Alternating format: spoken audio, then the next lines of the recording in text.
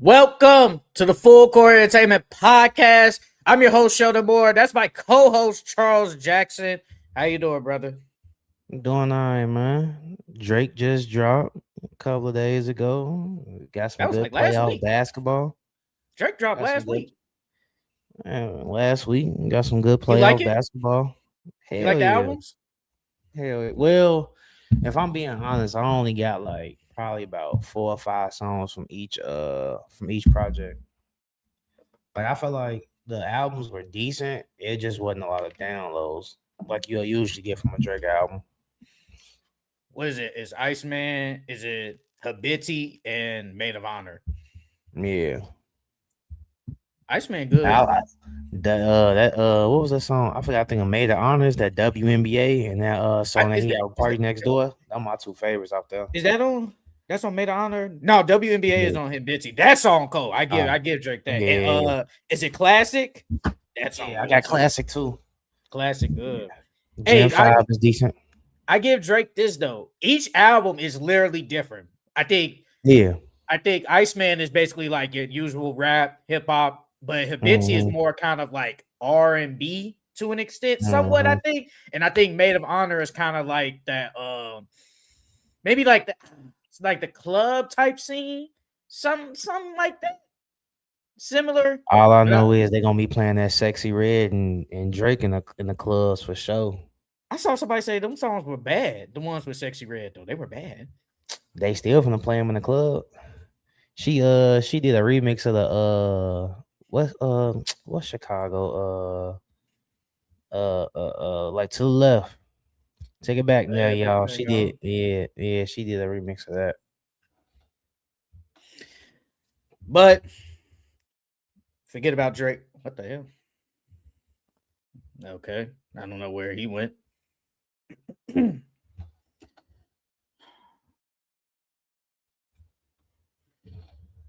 uh, but he's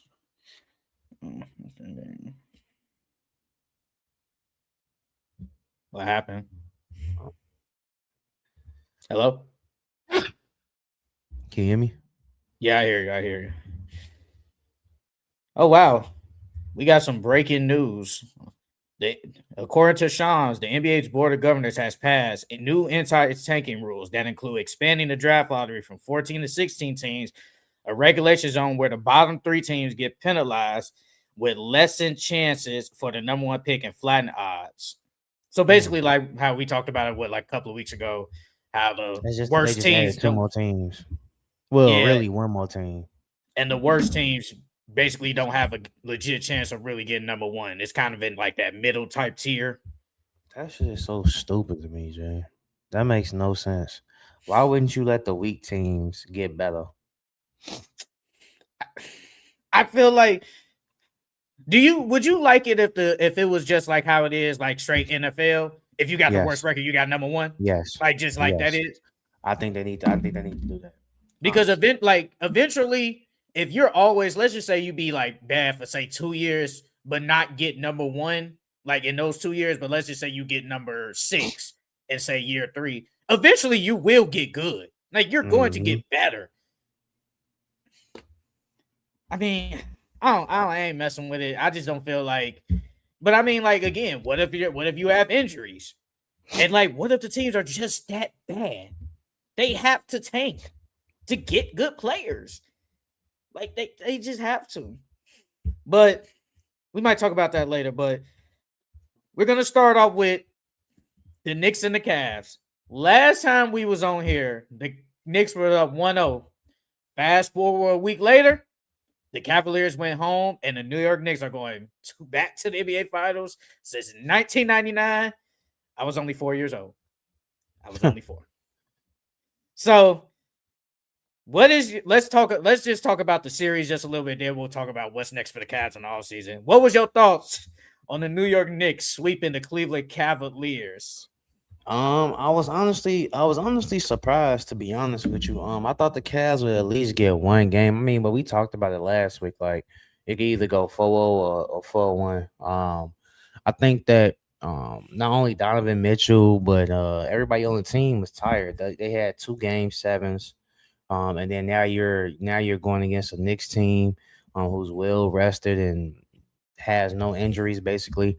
So it was tough for them. And then I think losing that first game, once they lost that first game, it was a recipe going downhill after that. I think if they would have won that first game, they probably could have won two, maybe three, made it interesting. But yeah, I think they was just tired. They were missing a lot of shots. Donovan Mitchell wasn't the same Donovan Mitchell we know and love. Evan Mobley had games here and there. Jared Allen really didn't do anything. Max Struess, he was mid. Like I think it was a bit of fatigue, missing shots, turnovers. That helped them lose. Like I said, then the Knicks, they were just real rested and ready to go. They got to see what the Pistons did against the Cavs. They got to see. Uh, they got to see how the Cavs fumbled in the second round. So I think they took those things and they used them to their advantage. So and I'm finally glad to see Donovan Mitchell out the second round, though. I Somebody think said, "Is that even? Is it tech? Somebody said you technically still in the second round. You didn't win a game. they do got a point, though. You didn't win. Like, bro, you got swept, bro. That's embarrassing. Like, game two was literally last Thursday. I know we both watched Mhm. that game. It was even through. It was even in the first half. Knicks take it. Knicks go away with it. Game three on Saturday. They basically beat their ass, bro. Like, and I'm just like, bro, what are we doing? Like, then here go game four. Bro, I'd say this about the Knicks this postseason. When it's an elimination game, they be beating ass. They be whooping people down, bro. This is the clinching opportunities for the Knicks. First round, they beat the Hawks in game six by 51. Sixers by 30 in game four, and 37 in game four against Cleveland. Bro, 30 points in the elimination game.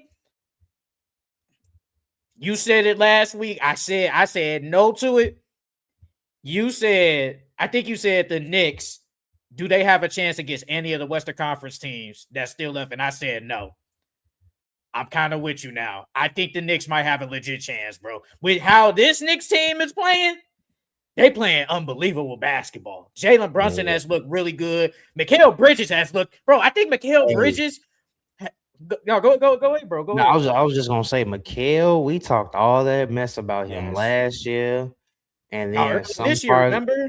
Yeah, I'm saying then some part of this year, and granted, he stepped it up. I think when the what how they used as Cat as like the Sabonis, that unlocked him a lot. Mikal has been amazing. Like again, after game three against like no, yeah, like no, that's the Knicks. I think it was kind of like game six.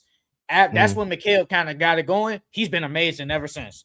Cat has been a dog. OG looks good.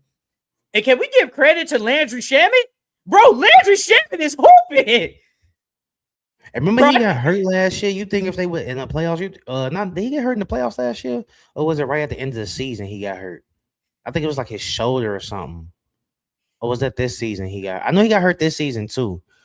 But last season, I think he got hurt in the postseason. They could have used him last year too, because he was hooping last year was before Tom he got Thibodeau hurt. gonna play him though? Yeah, Thibodeau was playing them, but he got hurt. So once he got hurt and got back healthy, he fell out of the rotation. Yeah, Bro, Mikal Bridges in that series against the Cavs, he shot 57%. He shot 50%. And I think Landry Shamet in that series, I think he only missed one three-pointer. Just one. Bro, he's been like amazing off the bench. I gotta give credit when credit due. I didn't expect the Knicks to get this far. I'm sorry I picked the Sixers over y'all.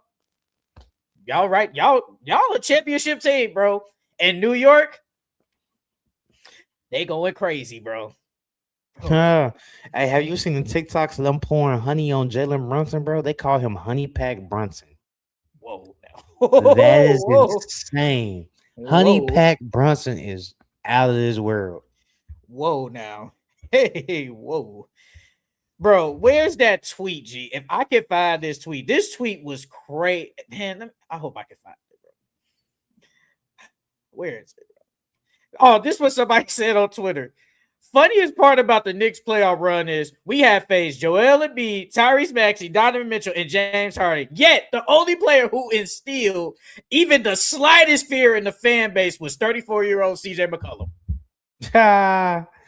Hey, while you playing, I thought the Hawks was gonna win that series for a moment, Jay. They had a chance, bro. They had a chance. They start selling. Bro, their point differential in the playoffs is plus 19.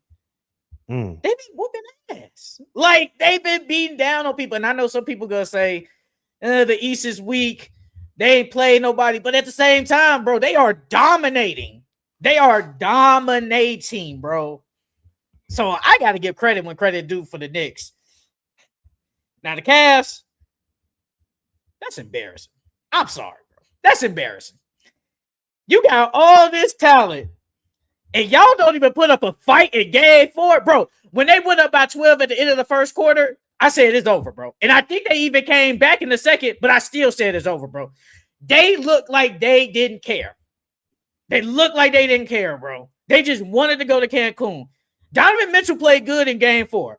Evan Mobley, he was here and there. No, wait. What was your thoughts on when you watched game 2? Evan Mobley started out crazy great. Next thing you know, he doesn't even take a shot in the second half. I'm looking like, bro, what are you doing? Yeah, that baffled me too, especially after y'all had a chance at winning game 1 and you need to steal home court. Yeah, that I didn't get that. I didn't get that at all.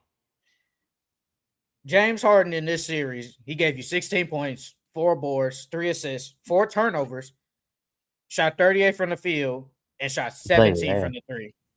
He played terrible. He played terrible, bro. As simple as that. Jared Allen really didn't give you nothing. The bench was bad. I feel Dean Wade gives you nothing. Dennis Schroeder, bro, I ain't gonna lie. I think Dennis Schroeder is like an okay backup point guard, but low-key in the playoffs, he was ass. Bro, it would be a lot of times. He would miss a lot of jump shots, a lot of easy layups. I'm like, bro, you suck. Like, you he had his moments. He had some big shots. What series was that he had a big shot in? Was that first series that they had against the damn, who did he hit that big shot? He hit some big shots this postseason. A big shot. Was it against the Raptors?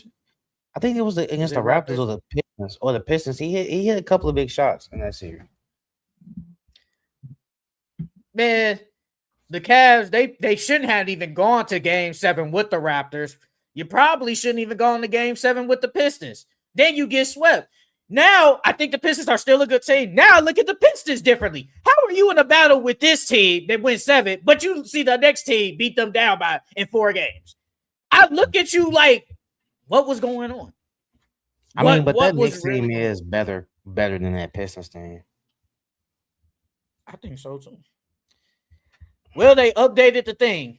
Career playoff games, at least as many turnovers as field goals made. James Harden is now 49 of 191. Career playoff games under 5 field goals made. James Harden is number 1, 59 of 191. Then career playoff games under 4 field goals made. James Harden is number 1, 39 of 191. I think James Harden is a great player.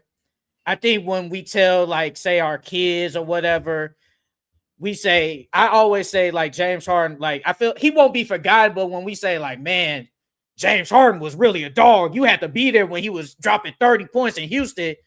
But then when it comes to the playoffs, I got to say, like, hey, he's a playoff choker.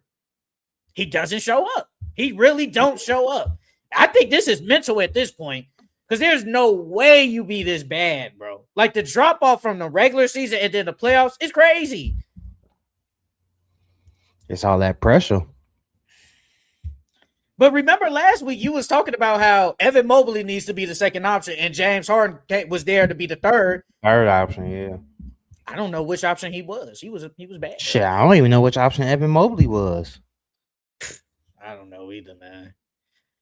And remember, I told you I was like, bro, because we want to see the 20 and 10, but I feel like this is what we gonna get from Oakley, and that's exactly what he gave us: 17 and say like 7 or 8. He too good That's to be not good giving us enough, that bro. though. Not especially after you getting comps of KG. Hey, what was your thought on Kenny Atkinson's comments when he said they were It was a successful season. analytically? No, when he said Oh. analytically we won two of the 3 games. I seen that shit. I said, boy, that's BS, bro. I said, what? We won analytically 2 out of the 3 games. That don't matter. What matters is wins and losses, and you got 4 L's in that column. Surprisingly, his job. No, I don't know what happened. Dang, I don't know what happened to Charles.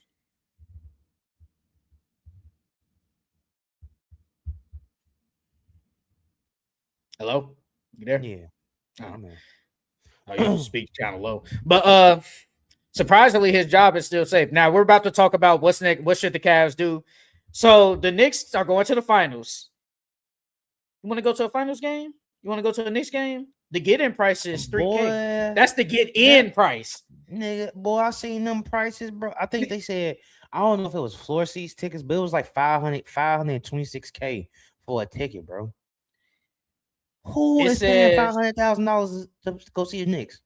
It says game 3 to get in is $3K for game 3, game 4 $3.2K, game 6 $4.5K. The court side for game 3 is $192,000.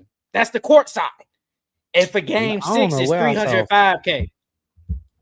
You said for who? For game 6, the court side is $305K. Like a game 7 ticket or something like that. That was $500K. Because I seen 500 game 6 because that would be their last game at home. It probably. Because I'm like, bro, $500K for a ticket is crazy, bro. You know them celebrities, they're gonna pay. Bro, you can't even use that as a tax write-off. Like, what? Bro, I mean, I'm kind of not shocked at the court side. It's to get in. That means when I go to the window, I gotta throw out $3,000 at the window. Yeah, that's crazy, bro. But let's talk about the Cavs. Obviously, the Cavs, they got swept by the Knicks. I mean, if anybody wants to say they had a successful season or it was a failure by getting swept, it is what it is. But what is next for the Cleveland Cavaliers this offseason? Well, I think it was a successful season, even though they got swept. I think it was a successful season because we never seen Donovan Mitchell out of the second round. We haven't seen James Harden go back to the conference finals in a long time. So I think it was good to get those guys, let those guys experience what it's like to play in the conference finals. So I think at that part they did go another round farther to uncharted territories that they never been. So I think that alone makes it a successful season. But I think that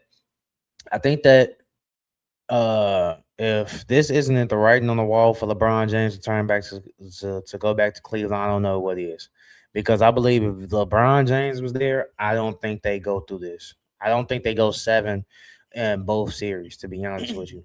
I think LeBron James would have got them situated. I think he would have instilled confidence in Evan Mobley, and of course James Harden was going to follow suit. But I think that's what they were really missing. They were missing LeBron, Ramon James. I think that's all season they need to go get him. There were rumors about them trying to go get Giannis. I think it was like flipping Mobley or Allen for Giannis, and probably some other pieces. But I honestly think they were just missing. They need to go get LeBron. I think they need to go get LeBron. Even if they go get Giannis, I don't know if that's enough. I don't know if that's enough to lead them past the James Harden mental collapse. Donovan, we know Donovan gonna show up, but what the hell is James gonna do? So I think they need to. Thought you was done. So you think Giannis, Mitchell, and James Harden isn't enough? Like that big 3? Mm-mm. Where Well, you are right though. There were the rumors because apparently at the close to the trade deadline, they tried to trade Giannis for Evan Mobley, but the Cavs said no. They should have did that. I think they did. I think Evan Mobley got the potential, and he's younger. I kind of get it, but at the same time, I felt like this is your window with Donovan, James Harden. This is the window, and you getting a top 3 player, top 5. I know it's Evan Mobley, bro. He got the potential. The KG comps, Chris Bosh. I get it, but it's Giannis. It's Giannis. You think? I mean, well, granted, he was still injured this whole season. So if he did get traded there, he probably wouldn't even have played if those injuries were really true. I think he plays. You think that would have made a difference? I think he plays though. I'm saying, you think it would have made a difference? I think so. I think he would have rested up, and I think he would have been healthy enough to play for them. The only reason he ain't played because they were losing. They was trying to get a high pick.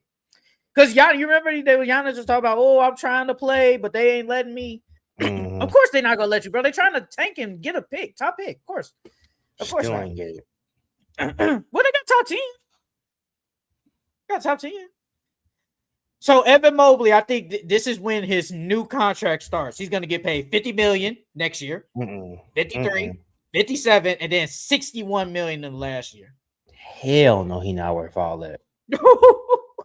He is not worth it. I'll give him 40s. I'll say like 43, 44, but he not worth 50, dog. 50 after what you just showed me. But remember, that was kind of going into I think it was either this offseason he signed it or the offseason before. He won DPOI, made an all NBA. So I think that's the full max contract he got. What the Cavs need to do is, it's hard to say to run this team back because you guys saw that when this lineup, y'all not gonna win. I'm saying going after Giannis. If y'all have a chance of getting Giannis onto the Kupo, I say go get him. If it takes trading Mobley, hey, do what you got to do. You wouldn't LeBron though? I still feel I don't think he's going there though. You wouldn't have to give up nothing if you go get Bron. Well, but did you see that thing? Did you see that report where LeBron said he's not taking no pay cut? Yeah. So how are you gonna pay LeBron if you ain't gonna get no pay cut? Unless you they said they could do a sign and trade Jared Allen over there to Lakers, LeBron come back over here. I think Jared Allen to Lakers is perfect to pair with Luka. I think that's perfect. And then they be wanting to put Mobley at the 5 anyway. So yes. So if you can do it that way, I'm cool. I'm cool with it, but I still don't think LeBron going back there though. I can't see him going back to Cleveland. I think he stays in LA. Like I just feel like that's just what's gonna happen. Well, if he said that he ain't taking a pay cut, I wonder he got a player option, right? No, he's a legit free agent. Oh, he's a legit free agent. I don't think the Lakers gonna pay him. I don't think they're gonna pay him.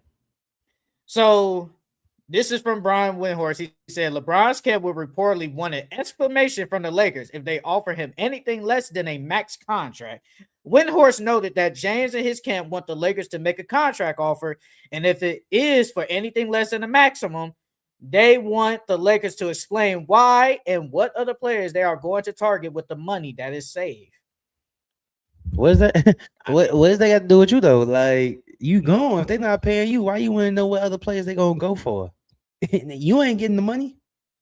Can I ask you a question? I know LeBron is LeBron's age, but we saw how he played in the regular season, definitely how he basically carried in the postseason. Is he worth probably like $45 million still? Is he still worth that?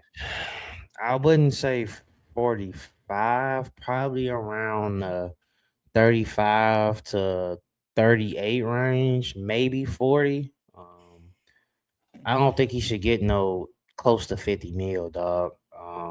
Because even though he is still playing at a high level for his age, he is a step slower. His body is aging, them aches and bruises, the amount of years and wear and tear. he's put on his body. So, um, no, I'll probably say around that 35 to 38 range. Yeah, that's what I've been thinking. And then we're gonna talk about. I saw a article about like free agents and what their contracts. So we're gonna do that right after we talk about the Spurs and the Thunder. But like,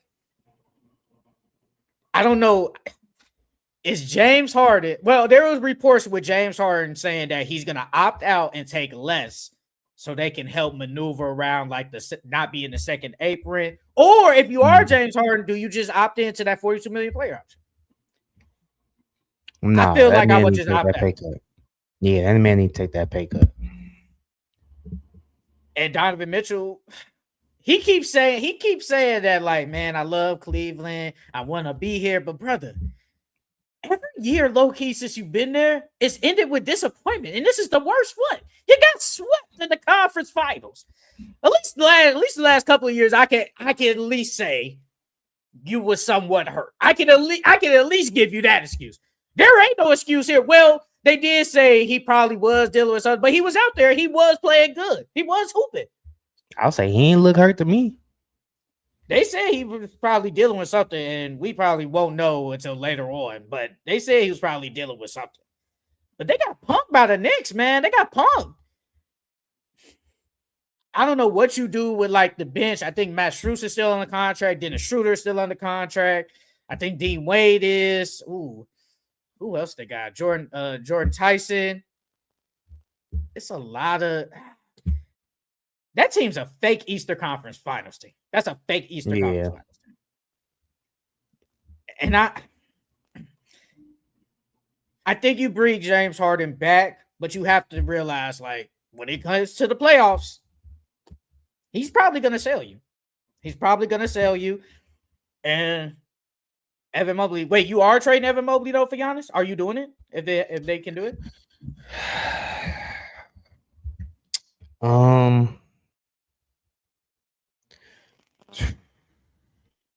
That's the thing. Like, I don't think it makes them no better because, yeah, you getting a top 5 player in Giannis. Don't get me wrong. But I still don't think it's enough to come out that East because if Evan Mobley's gone, who's gonna be your floor spacer next to Giannis? I mean, yeah, you got James and Donovan and probably start Max Strus, but that center spot, you got Jared Allen, and I don't know how the spacing on offense is gonna work with them two. So I don't know. If it was say Mobley and Giannis, it'd be so much better because If it was Mobley and like Giannis, yes, I would like like you it. just said, the spacing would make it so much easier since Mobley can hit the 3-pointer and Giannis to an extent, but there's no floor spacing if it's them. But I feel like you just need that other guy that you know that you can count on. I can't count on James. At least with Mitchell, I know I can count on him. But with Giannis, I know Giannis is going to give me at least 30 and 12. I know that. I know he will. Mobley should be, bro. Let's be honest. Hey, Cat was kind of baby in them two bigs, man. He was baby in them, bro. He outplayed both of them. The big purr. He outplayed them. He really Bodega Cat. did. Yes, bro. Like he just did. And the Cavs, is it a successful season?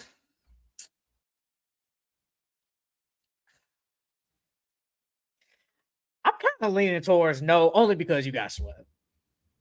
And I do feel like in the playoffs, y'all kind of was disappointment. Like y'all went to 2 game sevens, didn't get swept. Y'all went through all them battles just to lose in the conference finals and get swept. I at least thought one game. But they were supposed to play yesterday. There was no basketball on yesterday. Because the Cavs can't win a game. And they did say Kenny Atkinson will be the coach next year. He's on the hot seat next year. He's on the hot seat. The fact that they have to report that he's coming back tells me you were on the hot seat. It tells me. And hey, I gotta give credit to Mike Brown. We talked about Mike Brown might get the boot. He don't know how to work the offense with Cat, and look where he at in the NBA Finals. He shut our ass up. Yes, hey, I gotta give credit where credit is due. Because it was looking a little bleak in the first series where he was down by the Hawks. If he would have lost that, he gets fired. He's gone. Yes, he's gone for sure. Yeah. Then you sweep Sixers, then you sweep Cavs, and now you in the NBA Finals. hey, give Mike Brown credit. And the Knicks so far, I know they ain't win yet, but they have won the Cat and Randall trade. They have definitely won that Hey, trade. if they get swept in the finals, is Mike Brown still going? Do you keep him? No, no, no, no. I don't think he's going. No. Bro, the Knicks ain't made the final since we were babies. You know what's crazy? I think if they don't win, I think they gonna regret. Like every season, Mike Brown regresses. So like that season he had with the Kings, they did really good, and then the next season they regressed. I feel like the same thing gonna happen with the Knicks because they know their time is right now. They know it. This is the only chance you got to win in the championship because you going up against if whoever wins between OKC and Spurs, an OKC team that's injury prone, with no J Dub, hamstring messed up, AJ Mitchell, um, and then a lot of nagging injuries here and there. And then you got the Spurs, they're inexperienced, and I think that the Knicks defense will be able to get them hell. So, man. But yeah, the Cavs got a lot to do this offseason. We will be monitoring that. But let's move on to the Spurs and the Thunder. Last time we talked, it was already 2 games. Here we are in a game 6, must win for the Spurs. It was a couple of good games, but then there's been a lot of talk of the foul baited and all that, the refs cheating. There's a lot of talk about that. But the Thunder are up 3-2 on the Spurs, and the Spurs season is on the line tonight. So what's your thoughts so far of this Spurs and Thunder playoff series? Besides the first 2 games, the first two games were good, but after that, it's been blowout after blowout after blowout. Um, and right now, I'm repping for the Spurs. I think that what the Spurs has so much success in is making it uncomfortable for Shea. And I think that the games that they lost, they didn't really make him uncomfortable. They let him, do what he want. Like that game 4, they were pressuring Shea all game, and they end up blowing them out. They were getting steals. They were running on the break. Um, so I think they need to get back to that, honestly. And then after that, Wimby, you can't take any games off. Some games when it's like he'll have a good game and then he'll have a bad game and then he'll have a good game again. Like, no, we need you to have great games throughout. That's the only way that we have a chance of winning. Cause like game 3 when they lost, he had 26 points, so that was a good game. And then what was that game 4? He bounced back with 33. Okay, I know he had a bad game in him. When was that? Was That that was the game Jared McCain 5. game? Yeah, That was game that's when 5. He had the bad game. yeah, the 15. Yeah, so like, cause I think that what was it that first game he had was the first or second game that where he had a bad game. It was second because the first is the 40 and the 20. Yeah. So yeah, that was that second game. So it was that second and that fourth game. We need Wimby to put together complete games, every game. So I think this game coming up, he's gonna come out aggressive. I think they're gonna get this dub and it's gonna go game 7. But as far as the Thunder, I think the Thunder. I think they need to get their role players involved like they've been doing. Literally every game they won, it was somebody else off the bench that went crazy. Whether it was Alex Caruso, who's been playing amazing this series, or Kenrich Williams, who came in and hit some big threes for them, or timely threes for them. Kaysen Wallace, who's been playing really good defense for them. Jared McCain, who they started last game. So I think for the Thunder, it's literally the other. Somebody else has to show up for you guys because we know what Shea's gonna do. We know what Chet, Hardenstein, and those guys are gonna do.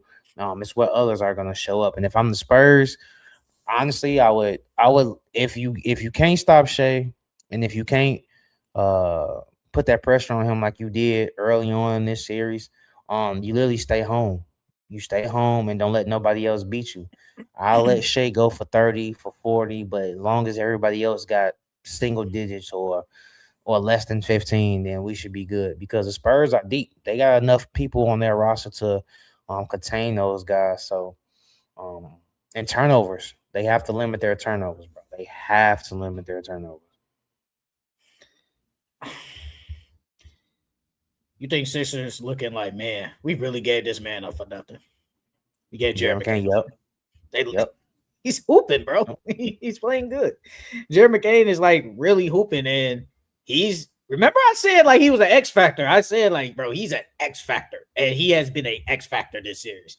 And before I start, is it crazy to say? Is Caruso the Western Conference Finals MVP? Is that crazy? Is that crazy, bro? Low key, no. Low key, no. I don't think it's that crazy, bro. He has had. How much he averaging this season? I mean, this series. In this series? 22, 15, 17, 31, 0. He around 20 something. Bro, he's been like their second best player by far in the series. He's literally been like their second best player. In this series, he's averaging 17 with about 2 boards, 2 assists, a block, and a steal. And he's shooting 58 from the 3 and 56 from the field. He's been good. he's been really good. But I think you said this. You said the same thing I've been thinking like all week after I always talk about these when I do these instant reactions. It's been the others. Last game 5, you can say the reason why they won, the others from the Thunder. In game, what was that, 5-4? You can basically say like the others and Wemby. And in game, what was that, game 3? Yeah, game 3 when the Thunder won. The others. When it was Jalen Williams basically gave you 20. Yeah, like you can say it was Alex the others. Caruso, Payson Wallace. Yes. The others have stepped it up for the Thunder. And I feel like it really hasn't, like the stuff. You said what? Why the hell is Jared McCain taking most shots? Jared McCain is taking the second to third most shots on the team. Who else taking them? It should be Chet. It should be Chet. Hey, Chet, I give Chet credit to an extent. He should have shot way more shots last game, but that was his best game in game 5. That was his best game. I give credit when credit is due. But all the other games, he been butt. It should be Chet, but it's not Chet. Because Jared McCain he has the green light. If he open, he gonna shoot it. He has the ultimate green light. For some reason, Chet, he looks scared. He looks scared sometimes. I don't know why he doesn't attempt. It's like when he sees Wemby, he sees ghosts. I don't know why. But, I mean, with the Spurs, it's the inexperience, like you just said. De'Aaron Fox, you could tell he's hurt, but goddamn, you could give me more than 9. You could give me more than that. I think Stephon Castle's turnovers have went down, but he's been decent. Like I think that was game 3. He had his worst game when he shot like I know it was a game. Yeah, it was game 3 when they lost. I think he shot like only hit like 1 shot. Then he came back game 4, played good. Dylan Harper, I ain't gonna lie. Ever since Dylan Harper got hurt in game 2, he ain't been the same since. Yeah. Remember, he hurt that adductor, and he has not been the same. So, I mean, he looks like he's just he looks like he gives you nothing. Champagne was bad up until game 5. Like shooting wise, I think his defense has been decent. But offensively, he was terrible. He's been terrible up until game 5 when he had the 20. He kept them in it for he did for a minute. Yeah. He did. And Vic is Vic, but man, game 5 was terrible. That was the worst game all playoffs for him. It's like he couldn't get no lift. He had no impact offensively, no impact defensively. He brought you really nothing. Bro, there's no way. I don't care who you are. There's no way you should only have 1 board, basically, like less than 5 boards in 1 half. There's no way. You're 7-5, brother. Yeah, I did his boards for the half. Ooh, you was pissed. Man, he can't get ready. Really, the rest of the ticket hit, but that. And he looked tired, but at the same time, bro, you're the best player. Like tonight, we gonna need like I ain't saying he gonna give you 40 or 20, but we need something. We need something close to that, or y'all going home. Simple as that. Y'all going home. Hey, you seen them flagrant fouls on Jared McCain? Bro, that was first crazy. off. I'm trying to figure out why was he still in the game? Why? Because if he would have got hurt, Oh, you Then talking what? about the Biombo one and the Mason The Plumlee one? I'm talking Biombo about that. and the Mason Mason Plumlee Plumlee. one. Yeah, yeah, The yeah, one yeah. Mason Plumlee hit him in the back. He could have really hurt himself. Cause the way his neck jerked and then the way he hit the ground. I mean that Yeah. Biombo one was bad too, but I don't understand why Mark left him in there. Because if he would have got hurt, y'all would have been down the score, and then it would have made that job for the Spurs easier. They said when they was checking in, Wemby told them, now you go foul him, or y'all foul the mess out of him. I mean, I ain't gonna lie, I don't blame him from saying that because he the one that's lighting us up right now. So, but damn, I'm like, Hey, damn. it's not a coincidence though when he talks to them right before they come in and then they just foul him. It's not a Yeah, coincidence. I yeah. said when we put out the hit on Jared McCain, he literally put the hit out on him, bro. Hey, some of them fouls though in Game 5 was ridiculous, bro. That's been the whole story like of this play in this series. They're favoring OKC on the fouls. They're favoring them. Did you see the one with Jared McCain elbowed Harper in the neck, and then he pushed, and then Harper kind of gets close to him, and they called the foul, but they didn't call the one when he elbowed him in the neck? It's like, come on, y'all. Like, I don't think players care if like you call the fouls. Just do it both ways. Don't make it one-sided. That's the problem. And then you can honestly say they kind of cheated on the Miss Johnson tried to review. Bro, he's right in front of his face. He's doing this. He's right there. And he didn't give him the challenge. And it clearly goes off a check. Clearly goes off a check. He asks for a challenge. They don't give it to him. It's like, bro, like, what are we doing? And Lokito, for the Thunder, Caruso has been great, like you said. Jared McCain has been great because no J-Dub. I think J-Dub doesn't play tonight. You already up 3-2, so best case scenario, you go to the game 7 at home. So I don't play him. AJ Mitchell is not playing again with the calf strain. He probably doesn't come back either. Them calf strains, man. At this point, ain't no like we can't play with that. So, and I give credit to Hardenstein. Hardenstein been good. He's been physical with Wemby. I give credit when credit is due. Is Charles frozen? No, I'm here. I was I'm looking like, bro, what are you? Because I'm seeing the figure. No, I'm looking at it, G. Like What? I'm looking at the free throw margins, and it's literally tied. Like OKC, one game had more free throws. Then they tied one game, and then San Antonio. It's literally like 2-2. So it was two games where San Antonio had more free throws, and then it was two games where OKC had more free throws, and then they tied one. So it's like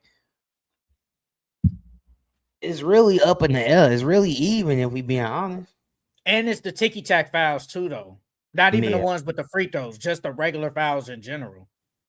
Like I think that's another thing too. And then SGA with the flop it. Hey, Mike Wilbon talking about some man.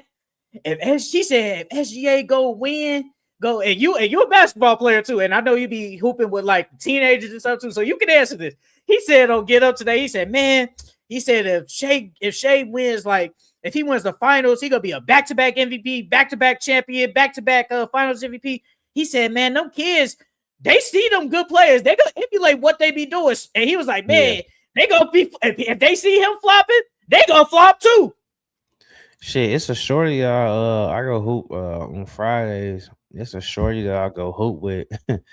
he don't flop, but he definitely like if he get hit, he'll throw that head back for sure. Oh no, bro. That's the same thing Shea be doing. Well, really everybody in the NBA be doing that. Bro, there's a stat that I didn't know about. They said SGA, correct me if I'm wrong, but I'll look it up. He's fallen the most times by any player this postseason. Something like that. It's a stat. Wait, you said he what? He's fallen the most times this postseason. More than Victor?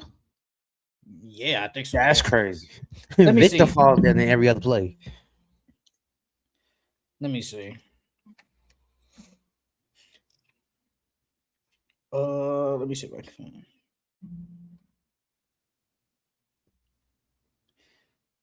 I'll look for it later, but Bro, this game, we need a Stephon Castle great game. We need De'Aaron Fox to show up. We need him to show up, bro. I know you got the ankle. I get it. But you out there giving me nothing. I think Dylan Harper plays good tonight.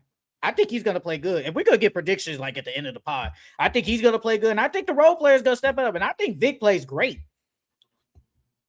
And for the Thunder, it's either like you play Shea up or you double him.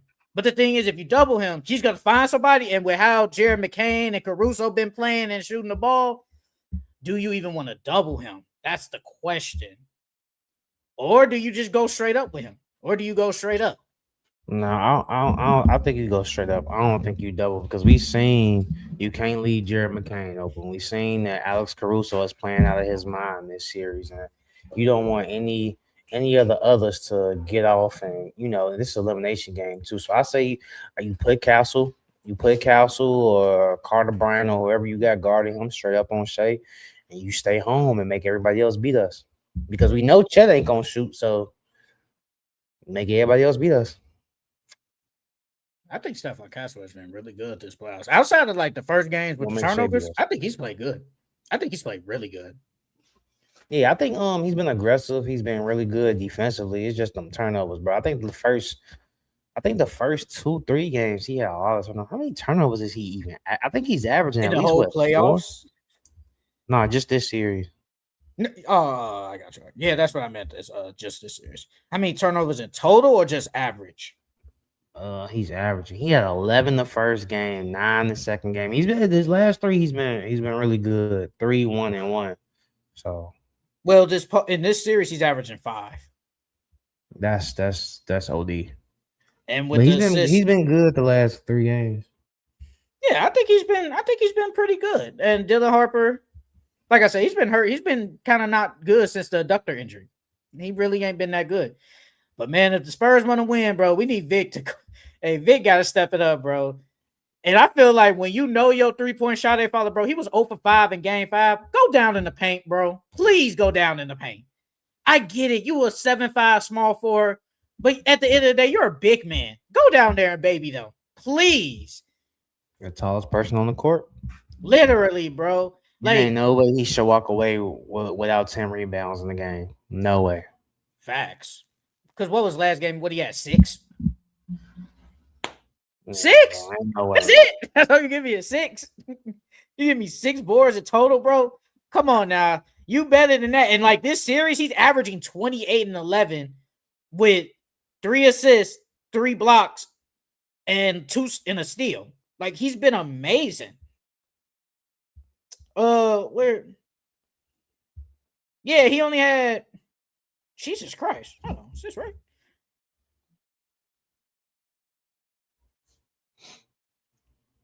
Okay, so Wemby in game, what's this, game 3? He gave me 4, 8, and 6 boards. Jesus Christ, brother. What we doing? Yeah, you got a board better than that. Like, at minimum, Wemby got to take 20 plus. You got to take 20 plus shots, bro. But sometimes they still don't even give him the ball, though. I mean, because they offense is predicated on moving the ball. So, like, but then again, like you said, the playoffs are about mismatches. And he has a mismatch every game, bro. No matter who's on him, no matter if it's Hardenstein. I understand Hardenstein is being more physical with him, but it's still a mismatch. Hardenstein can't block his shot. He can't really guard him for real. So Hardenstein been physical with him though. Like recently, he's been very physical with Wemby. Yeah, he's been physical. So I give Hardenstein's credit. I ain't gonna lie, I would not be shocked if we probably see 10 minutes of Luke Cornett tonight, bro. Because last game was a funny when Chet took Cornette off the dribble and laid the ball up. Mitch Johnson said, "Nope, not today. Nope. Come out the game, bro." Yeah, bro, the shot barely went in though. Like it barely went in. So I wasn't even really mad at Luke because he played good D too. It's just Chet hit a tough layup. Like I ain't mad at. If you Mitch, do you run double big? I think at times. But low key though, I think when they see Luke Cornett, they see food. They see food when they see. I mean, Luke Cornett. But you still because if you run double big, you putting Cornett on Hardenstein, you're forcing Wemby to guard. I mean, you're forcing Chet to guard Wemby now, and that's what we want Because if you don't get Chet involved or make him active throughout the game, as far as on the defensive end, you're good. Because now we know he ain't gonna take that many shots offensively. So if we get him to, take a seat back on the defensive end. Hey, we need Wendy masterclass, man. That's all I'm gonna say. But I will. Hey, if Caruso has another good game tonight and they win, I won't be shocked if he hold up that trophy. I think they give it to Shea though, but I wouldn't be shocked. I would not be shocked because I don't think Shea really. I don't think he played that good this series. I don't think he played that good, in my opinion. He hasn't been the Shea that we all know. What would you rate his? What grade would you give him right now? Just through these 5 games. I give him a B. I think he's been playing solid. I think he's been playing better than average for sure. But you can obviously tell that the Spurs are getting to him defensively. Because he's not hitting the same type of shots that he hits. So yeah, I think I give him like a B. He's played okay. He's played good. And he's definitely been more of a passer. Sometimes they're trying to force him as a passer and get the ball out of his hands. But then when guys make their shots, like in game 3, when Jalen Williams was that Jalen Williams' best game of his career? Like top 3, man, he was out there hitting everything, bro. Top 3 games of his career. And the Thunder wasn't a playoff career high too? I think he had a playoff career high. Bro, the Thunder are missing J-Dub and AJ Mitchell. Those are technically your 3rd and 2nd best scorers, and they're up 3-2 in the series when the Spurs are basically healthy, bro. Like, that's amazing. I gotta give credit to the finals. The Knicks. I think the Knicks gonna steamroll though. If they, I think it'd be like 4-2. I think it'd be 4-2. I think it'll go 6. I'm gonna say this again. If the Spurs go to the finals, I'm gonna be rooting for the Spurs. But if the Thunder go, I'm rooting for the Knicks. I'm rooting for the Knicks to win. I'm gonna root for the Knicks. I'm gonna root for the Knicks regardless. This gonna sound like this is where you can call me a hater. I don't want Wemby to win this early in his career.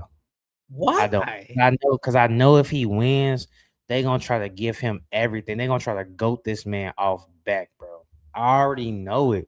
As soon as if he wins this year, you know how much Wemby coverage is gonna be, how much he's the next best. He's gonna be better than Michael Jordan, bro. It's gonna get outrageous. But remember when I posted like a couple of weeks ago, I said, bro, if everything goes perfectly right in his career, he could be literally the greatest player ever. Yeah, he could. He has the skill and he has the intangibles to do that, bro.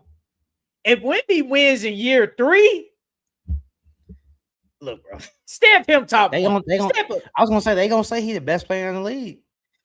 Is he not? Is he not? If he wins in year 3? Nah, he still got more to unlock. Which is crazy. Only people I would put above him, I think he's top 3 for sure. The only people, if he wins, personally, if he wins, if he wins, he's still top 3. I don't think he's number 1. Okay. I'm just. He's still top 3. I got you. I'll put Jokic and I'll still put Jokic and Luka ahead of him. Maybe so he's better than Shea. Maybe he's better than Shea. Maybe Giannis too, but Luka and Jokic I got above him. But he's at number 3. He's literally at 3. But if he loses, he's what is he top 5? Like I asked last time. He's still 3. So he's 3 regardless. Because last time I asked you, I said, is he top 5 if he wins or lose? You said top 5. Now he's top 3. Yeah. Wow. He's top 3, bro. He's top 3. Hey man, hey, this dude cold, bro. He cold, like, bro. If he wins, we already stamped the face of the league already. Yeah, for sure he's gonna be the face of the league, bro. We saw Anthony Edwards just make a conference finals. They was comparing this man to Michael Jordan, and they talk about he looked just like Michael Jordan. That's how much coverage they was giving in. But if Wemby wins, yeah, bro, how can you not say he's the best player in the league off year 3? Year 3? Come on, man. Nah. I got we gonna give our predictions. We gonna give our predictions at the end. But let's talk about before we do like our mock drafts and stuff like that. You know what? I'm gonna do this. We're gonna do this this free agency thing real quick. Oh, and then we're gonna go over the awards and see what they got wrong and stuff like that. We're gonna do that too. But I want to do this NBA this free agency thing real quick. Okay. So the first guy we got, and I'm gonna ask you, is he worth it? Should it be more or less? And okay. So the first guy they got is obviously LeBron James. This is Bobby Marks. He said the deal I offer LeBron, 1 year, $30 million. The contract includes a full no trade clause, and the best fits for him are the Lakers, Cavs, Spurs, Nuggets, and Warriors. I say I like it, but the only thing I'll do is I say 35. I say 35 instead of 30. You cool with the trade clause? I'm cool with it. And any of those teams, we got Cavs, Spurs, Nuggets, Warriors. I said last time I want to go. I said the Nuggets ain't that bad. Put LeBron on Denver ain't that bad. I don't think he goes there, obviously, but I wouldn't mind it. The Spurs, he ain't going there, bro. He ain't going to the Spurs. That would be crazy if he went there. That would be crazy. Wemby and LeBron teaming up, they the favorites.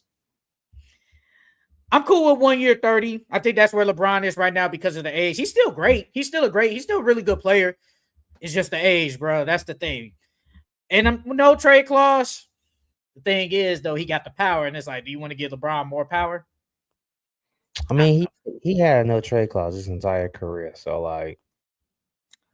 Technically he did. Yeah, I know it. Technically he did. I do it. I give LeBron 1 year, 30, and I think he goes back to the Lakers. That's just my opinion. Next guy, Norman Powell. The deal I offer is 3 years, $65 million with a team option the final year. And the best fit is just Miami. 3 years, 65. Yes. So what's that? 21. Yeah, 21 a year. 21 a year. I think that's good. It ain't bad. Yeah, it ain't bad. Yeah, I'll do it. Like, he played really good for the Heat, and I think you got to bring him back. He was definitely one of your best scorers, especially when Tyler Hero missed a lot of time last year. I think you bring back Norman Powell in that deal, and plus he's in Miami. They know state income tax, so he gets to keep a decent amount of that money. I give him 21 a year. That's not bad. That's not bad. Let me see. Next one. Next guy we got CJ McCollum. I offer CJ McCollum 2 years, $43 million. The $20 million salary in the first year will allow Atlanta to use most of his $15 million non-tax mid-level exception and still remain below the salary cap. That's what Bobby Marks said. And the best fit is just Atlanta. Yeah, I'm resigning. Yeah, I think they should resign CJ. I'm cool with CJ because, like Buddy said, he instilled the most fear in the Knicks, and CJ McCollum was hooping all year. I get CJ McCollum for 2 years, 40 because I think what is he mid-30s at this point? Mm-hmm. I think that's cool for CJ. Like, he was good. He was good for them. He hooped really good. He showed up in the playoffs, at least early in the playoffs, outside of the last couple of games. I'm cool with that. Next guy, your guy, Kobe White. The deal I offers 3 years, $54 million. The contract is $4 million less than the extension Andrew Nembhard signed with Indiana, and increases each season with a player option in the third year. The best fit is either Charlotte or Detroit. Your team. So Detroit. Wait, how much was it? 3 years, $54 million. 3 years, 54.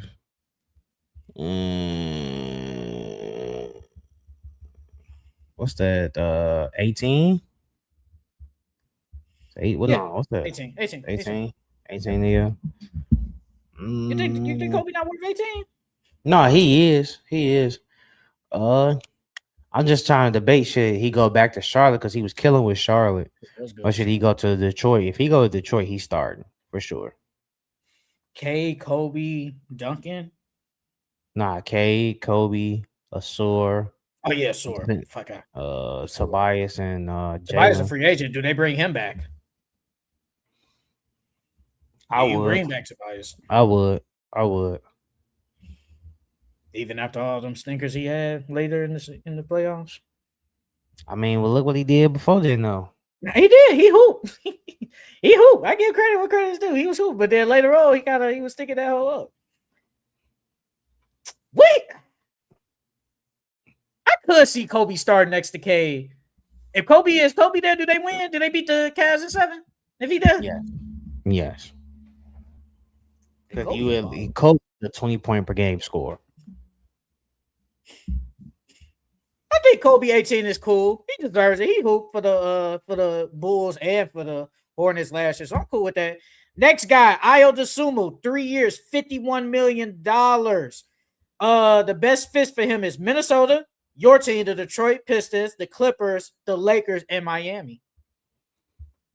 Yeah, not Kobe. Ayo definitely deserves that contract. If I'm him, I'm going back to Minnesota.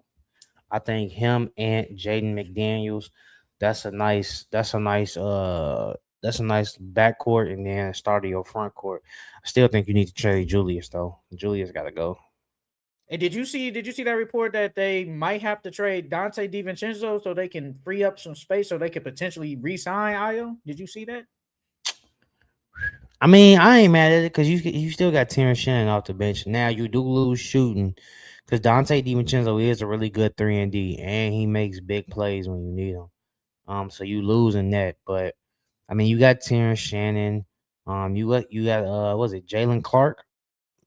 He's really Or did good they send defensively. him to the Pistons? I mean, the Bulls in the trade. Do they still? He's still up. No, it's Miller. Leonard. I think it's Miller, the one they sent to Chicago. Leonard Miller. Yeah. He's So in yeah, Chicago. you still got Jalen Clark, who's really good in defensively. So you got some pieces on the bench still that you got. So I mean, I ain't mad at them trading Dante. It's just that you lose that big shot making and that defense and that 3-ball. Because I don't know if Jalen Clark can shoot like Dante or if Terrence Shannon can shoot like Dante. So And he's gonna be out probably all year. yeah, So his Achilles, remember? So it's kind of like how the I forgot what team did it, but they trade. Was it the Warriors? They traded DeAnthony Melton. He tore his ACL. They traded him basically to the Nets just so they could free up some cap space. And I think they brought over Dennis Schroeder that year. It could be the same thing. He's not going to give you anything only because he's hurt. He's out. He's most likely out for a year. So it's like, and Ayo was good for them. He had one of the greatest games in his life. What was that, game 3? He had one of the greatest games of his life. And he helped y'all get to the second round. So 3 years, 3 years, 51? Yeah, I'm cool with that. 17. He's good. Yeah, I'm cool with that. I'm good with that. Next guy, Rui Hachimura. 4 years, $64 million. This contract is equivalent to the non-tax mid-level exception. The best fits are the Lakers, the Pistons, Clippers, Spurs, Charlotte, Chicago, and Brooklyn. Well, you said 4 years for how much? $64 million. For 64. So what's that? That's what, 18? 16. 16. I mean, I ain't added it. Yeah, he got to go back to the Lakers. I don't think no other team is going to take him. What other teams are interested? Well, here it just says best fits is Detroit, Clippers, Spurs, Charlotte, Chicago, Brooklyn. They're going to try because I think y'all got cap space though. I think y'all got that and when he's shooting and he shot the ball well this season. So I think Rui goes back to the Lakers. Watch he get paid and go come right back down to earth. Oh, Rui? That's how it always is, bro. They a contract year, they shoot amazing, and then come right back down to earth. That's only in Chicago they be doing that. Your guy, Tobias Harris. I offer 2 years, $38 million. Best fits is Detroit, Clippers, Lakers, and Spurs. I mean, Tobias could go back to y'all. You said it was Detroit, Spurs, who else? Detroit, Spurs, and Clippers and Lakers.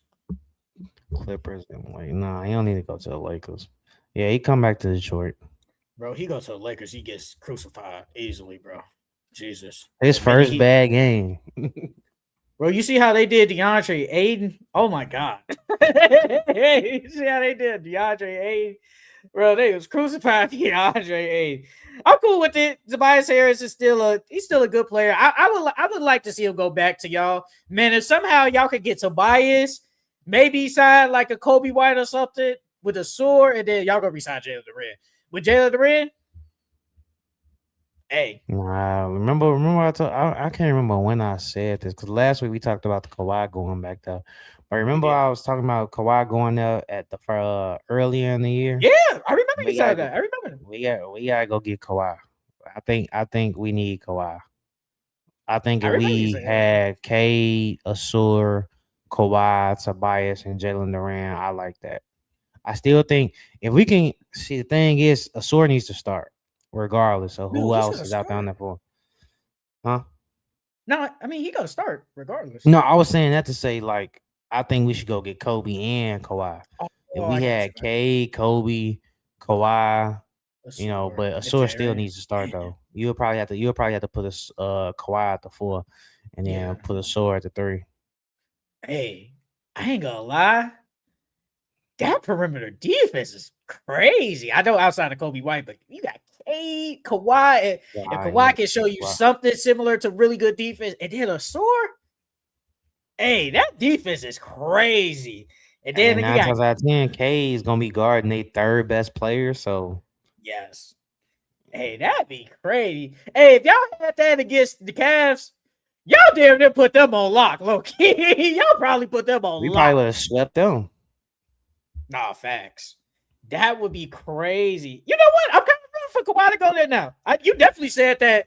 I think you said that kind of maybe sometime early, not early in the season, but kind of middle of the season before the trade deadline. I remember you saying that. I kind of mess with that now, low key. You got to mess with that. Next guy, Kelly Oubre. I offer him 3 years, 40 million. The best fits are Philly, Brooklyn, Chicago, Detroit, Lakers, Memphis, Milwaukee, and Utah.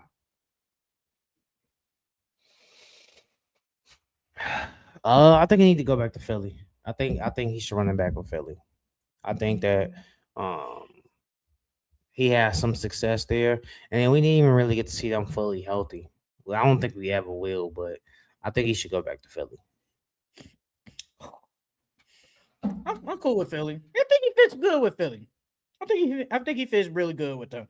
Okay, I'm gonna not skip him, but I'm gonna just say the things. It says Robert Williams, 3 years, 42 million. Best teams: Portland, Boston, Atlanta, and Clippers. I Portland, mean, Boston, Atlanta, and Clippers. Either Clippers or Boston. I was saying Clippers.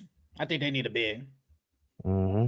I think they're kind of cool with Kata somewhat, but I think Robert Williams. I think healthy Robert Williams is low key better than Kata, and I think Yes, Kata's good. yeah. I think Kata's good, but He's a healthy better Robert shot Williams. blocker. He's a better shot blocker than him, and I think he's a better rim runner and finisher than him too. Mitchell Robinson, 3 years, 39 million. Best fits: Knicks, Boston, Atlanta, Clippers. Knicks, Boston, Atlanta, Clippers. I say go Yeah, back to either the he Knicks. stay. Yeah, I say either you stay with the Knicks or you go to the Clippers because he at least start with the Clippers. Yeah. The thing is he gonna be healthy though? That's the question. Mm-hmm. I like him staying with the Knicks. Quentin Grimes, 2 years, 2 years for 30 million. I remember what you say last time. He ain't gonna get more than like Bro, 10 or he ain't. something. Bro, he That's not 15 getting a paid, year. bro. I'm not even. He's not worth 15, dog. After what you shown me, you called this a bet on yourself year, and you lost. You crapped out. He You did. crapped out. Best fits are Philly, Chicago, Detroit, Lakers, Memphis, and Utah. I would say Detroit only because we need to shoot him, but I don't want him to stink it up over here. Stay where you at. All right, we're at the player option now. This is your time. Austin Reeves. The deal I offer: 4 years, 155 million, and the best fit is for the Lakers only. Just the Lakers. Oh, did you see they said they was 155 gonna try to offer him 5 200? 5 200. That's what they Mm-hmm. said. Hmm. Mm-hmm. That's what reports were. But yeah, 5 I'm years? signing. If I can get him for anything under 200, hell yeah, I'm signing him for that. That's only 38 a year. That's 38. If I can get him for under 200, we good. Like I said, I'm gonna stick with what I said. I don't think Austin Reeves is worth 200 plus, but I feel like Austin Reeves himself, he should try to go get the max. No, he should try at least go get it if he can. But 38 million for Austin Reeves is cool. I think that's cool for him. He's a good player. His defense ain't good, but he's a really good player. James Harden, what I offer him, 2 years, 56 million. That means he declines the player option, and the best fit is only Cleveland.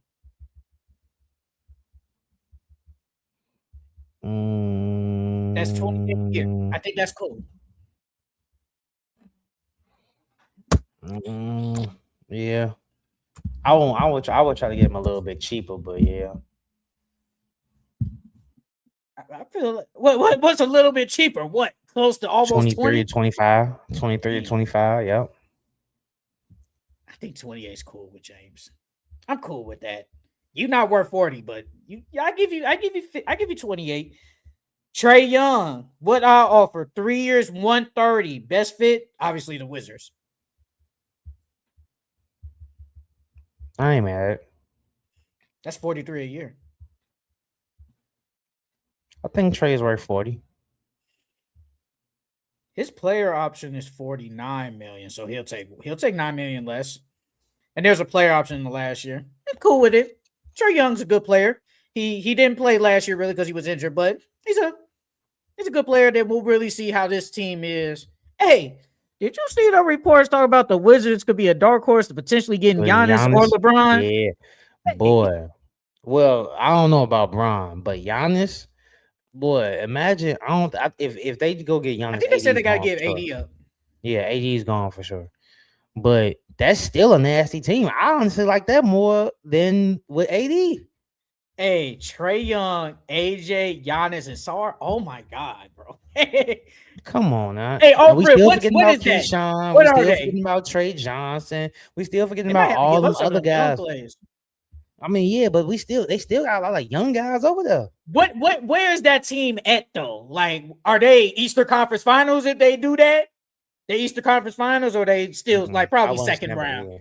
Yeah, probably about second round. I get them 6 for right now. I get them 6 seed for sure. But I would have to see how they play together to determine if they'll make it past the first or second round. But if we just going off paper alone, yes, off just paper alone. If we going off paper alone, that's like a second round team for sure. That's nasty. And then they said with LeBron, it could be like they will have to. I mean, like they can sign him. It would be Trae Young, AJ, LeBron, AD, and Sar. That would be crazy.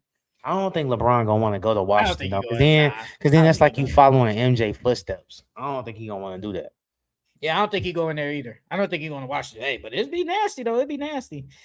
Draymond Green, 2 years, 40 million. No, that's fit. Obviously, go State. No, I'm not giving him 20. No, I give him 15, 16, maybe 17, but he ain't worth no 20 mil. I think Draymond is getting almost close to 20 plus now. But he's helped the Warriors win 4 championships. Man, it's what have you done for me lately? I think Draymond at 20 million ain't that bad. I do it. Give him to 16. All right. Let's do it's like 5 more players. Okay, so we have the restricted free agents now. Jalen Duren, what I offer, 5 years, 180 million. Remember, he made the All-NBA team now, so I think the most he could get is like 280 something. No, I do think he deserves 200. But that 180, that's a low ball. I think he deserves at least 2. At least 2. 5 for 180. That's 36 a year. Let me see something. Let me look up Jalen Duren's potential contract.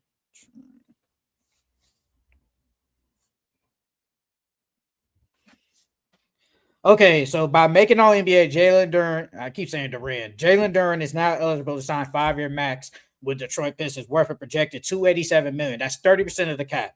So that means he'll get paid 49, 53, 57, 61, and 65 million.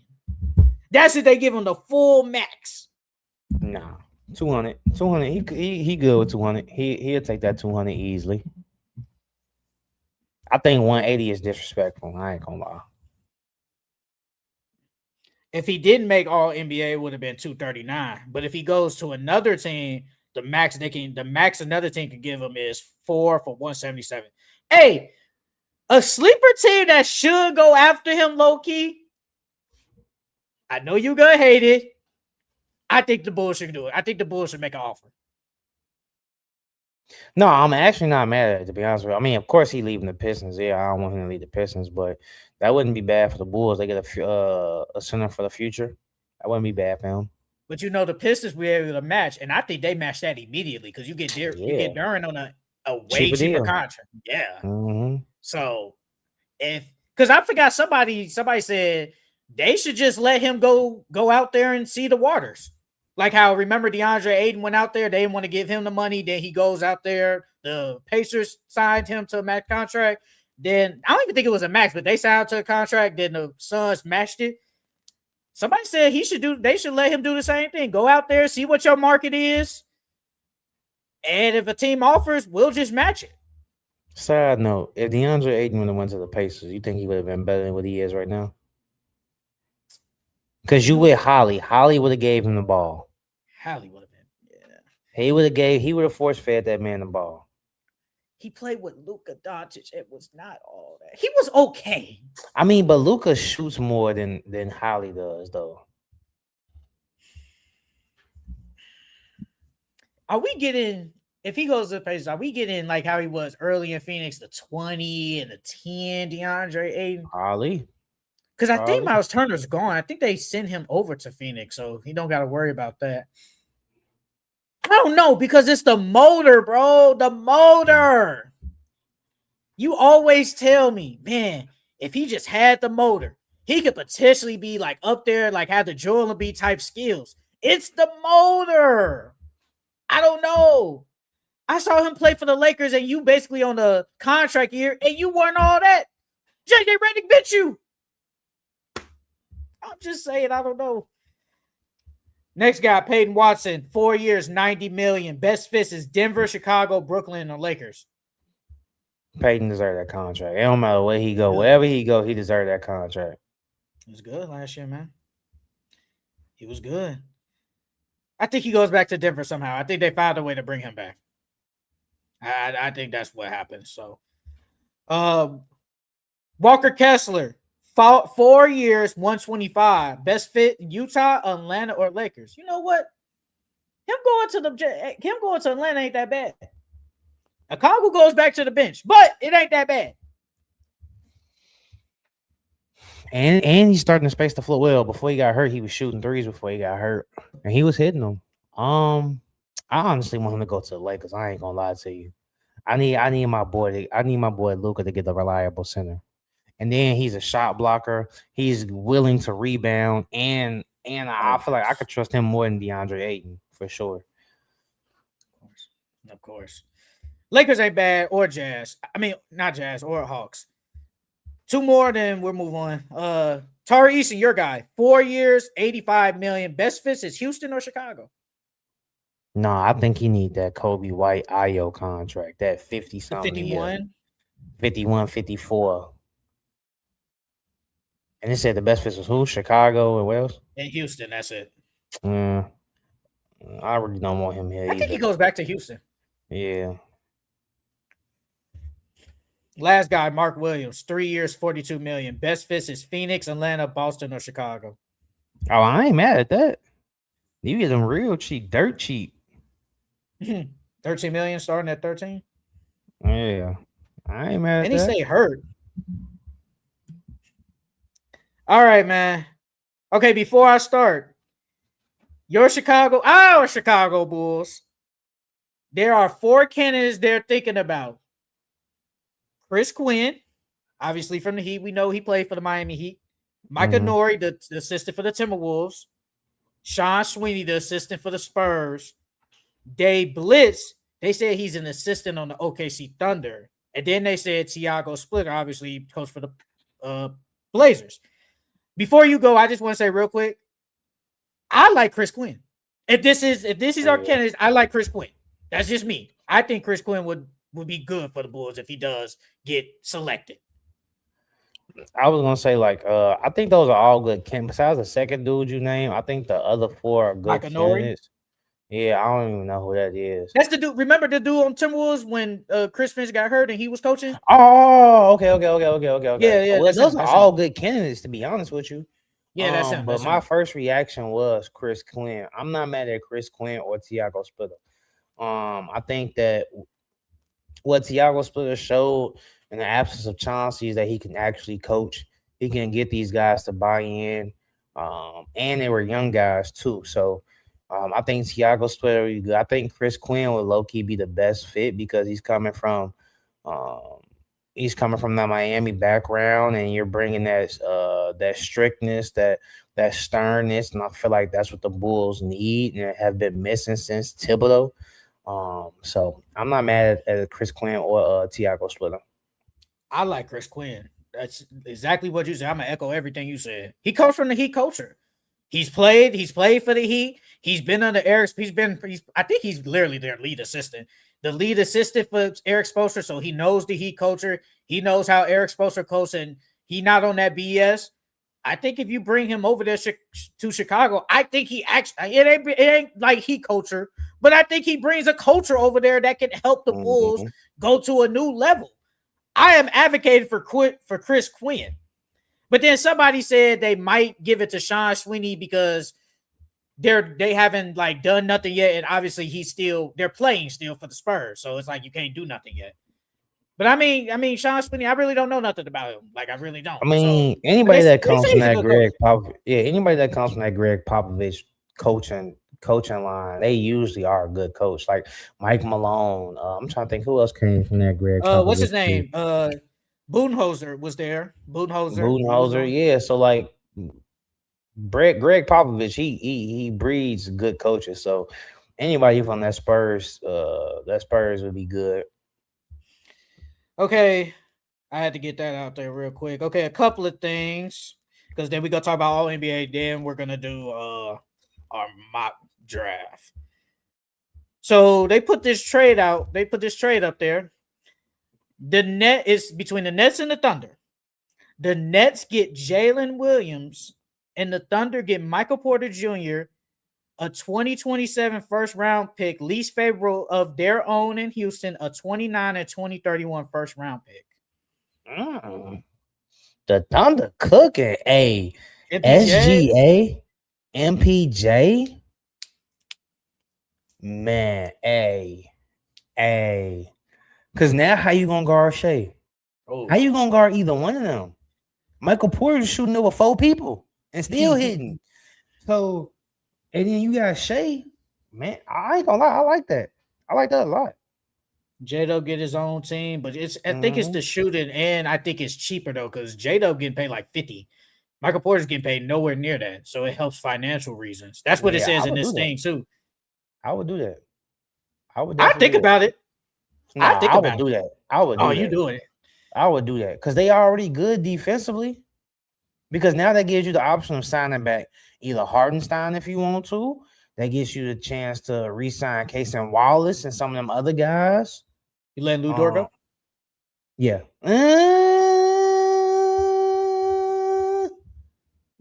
Nah, I keep him. I keep him. But yeah, I'm doing that. I think about it though.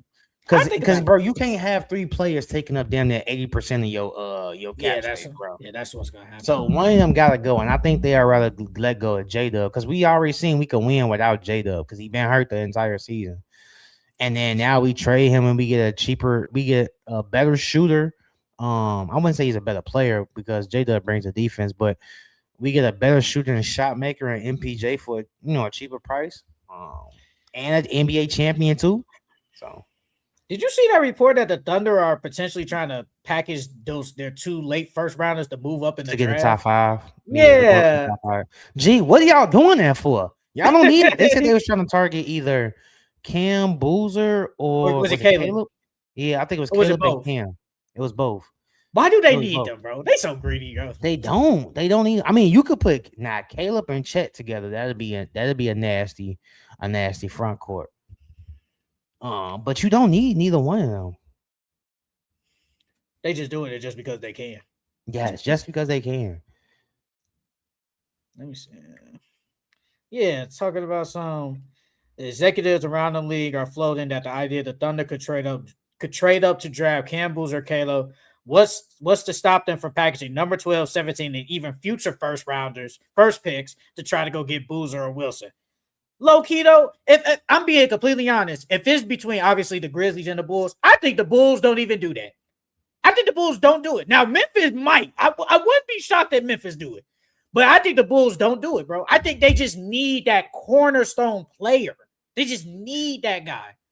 I mean, at 4, well, it depends on who left at 4. Because if Caleb is left at 4, then yeah, I ain't even gonna lie to you. I don't want Cam at 4. I'd rather either take Darius or Caleb at 4. So if it's Cam Boozer at 4, and let's just say the trade is on the table. Hypothetically, this trade is on the table. You calling OKC, be like, all right, man, let's do this. No, not just for the 15th. What is the 15th? And it's what? 12 and 17, and potentially maybe future first picks. Nah, bro, I'm not doing that. That's I'm what not I doing said. that. I ain't gonna lie. I ain't doing that. I One, can't because do we it. don't know what the talent is gonna look like in whatever years that y'all gonna give me, and then 2, y'all just prolonging the rebuild. Is 12 and 17, are they good enough to be like, okay, we can build this for the future? Like, obviously, if you draft, say, Caleb and Boozer, you're like, okay, we're moving in the right direction. We have like the guys. But if you say go, hypothetically they get 12 or 17, are we looking at the same? Are we looking at them the same? Like, okay, these 2 players can help lead us to potential. I think whoever you get at 12 or 17, they're gonna be great role players to potential starters. I don't think they're gonna be like team altering players, but I'll just keep that fourth pick. That's what I said. I think they keep it. Now Memphis might be different. I wouldn't be shocked if Memphis, if hypothetically, if it happened, I wouldn't be shocked. I think they would want a player in return though. Oh, Memphis. Yeah. What would you give up? Who do they need? Low key, I asked for AJ. They need everything. And Jaga be gone, so they're gonna need a lot. Bleacher Report believes the Nets could contend for a play-in next season spot if they trade the number 6 overall pick for a star to pair with Michael Porter Jr. With the NBA doing whatever it can to try to disinsinuate the tanking, a team like the Brooklyn Nets could be considering win now moves. I don't know what star you getting with number 6 though. I don't know what star that is. You ain't getting no star with number 6. I can't get let's just hypothetically say Kawhi Leonard. No. Well, the Clippers might do that, honestly. The Clippers might do that.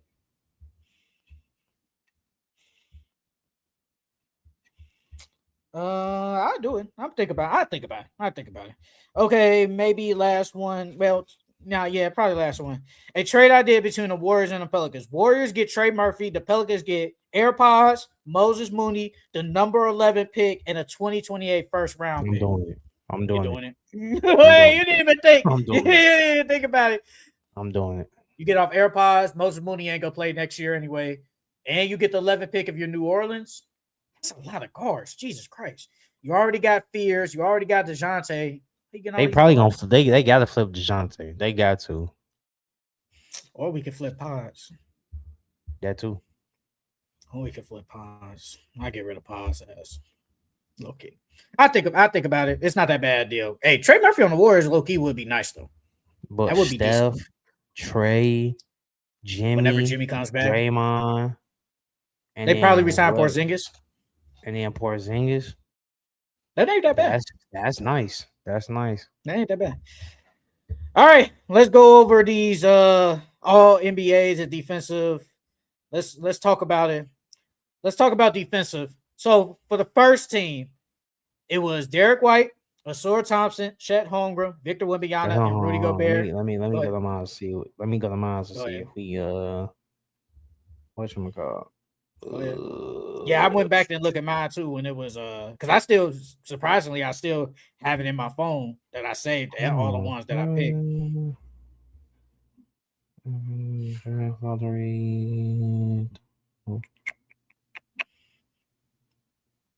Dang, I can't even find mine. Hold on. Would you put it in what notebook or on a computer? Wasn't on my computer. I got it. All right. All right.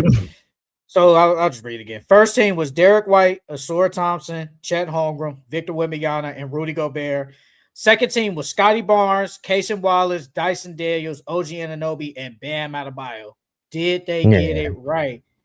We got. Well, I know I ain't got nearly some of them guys. I ain't got OG.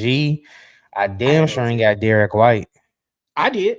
You had Derek White on neither team? Oh, yeah, second team. I had him on second team. I'm lying. Yeah, I had Derek on second. I had Castle on here. I had Kamara on here. I have something. I had Tamani. I think Scotty Barnes deserved one, bro. I'm sorry. He was great. He was great last year. Well, this past year for the.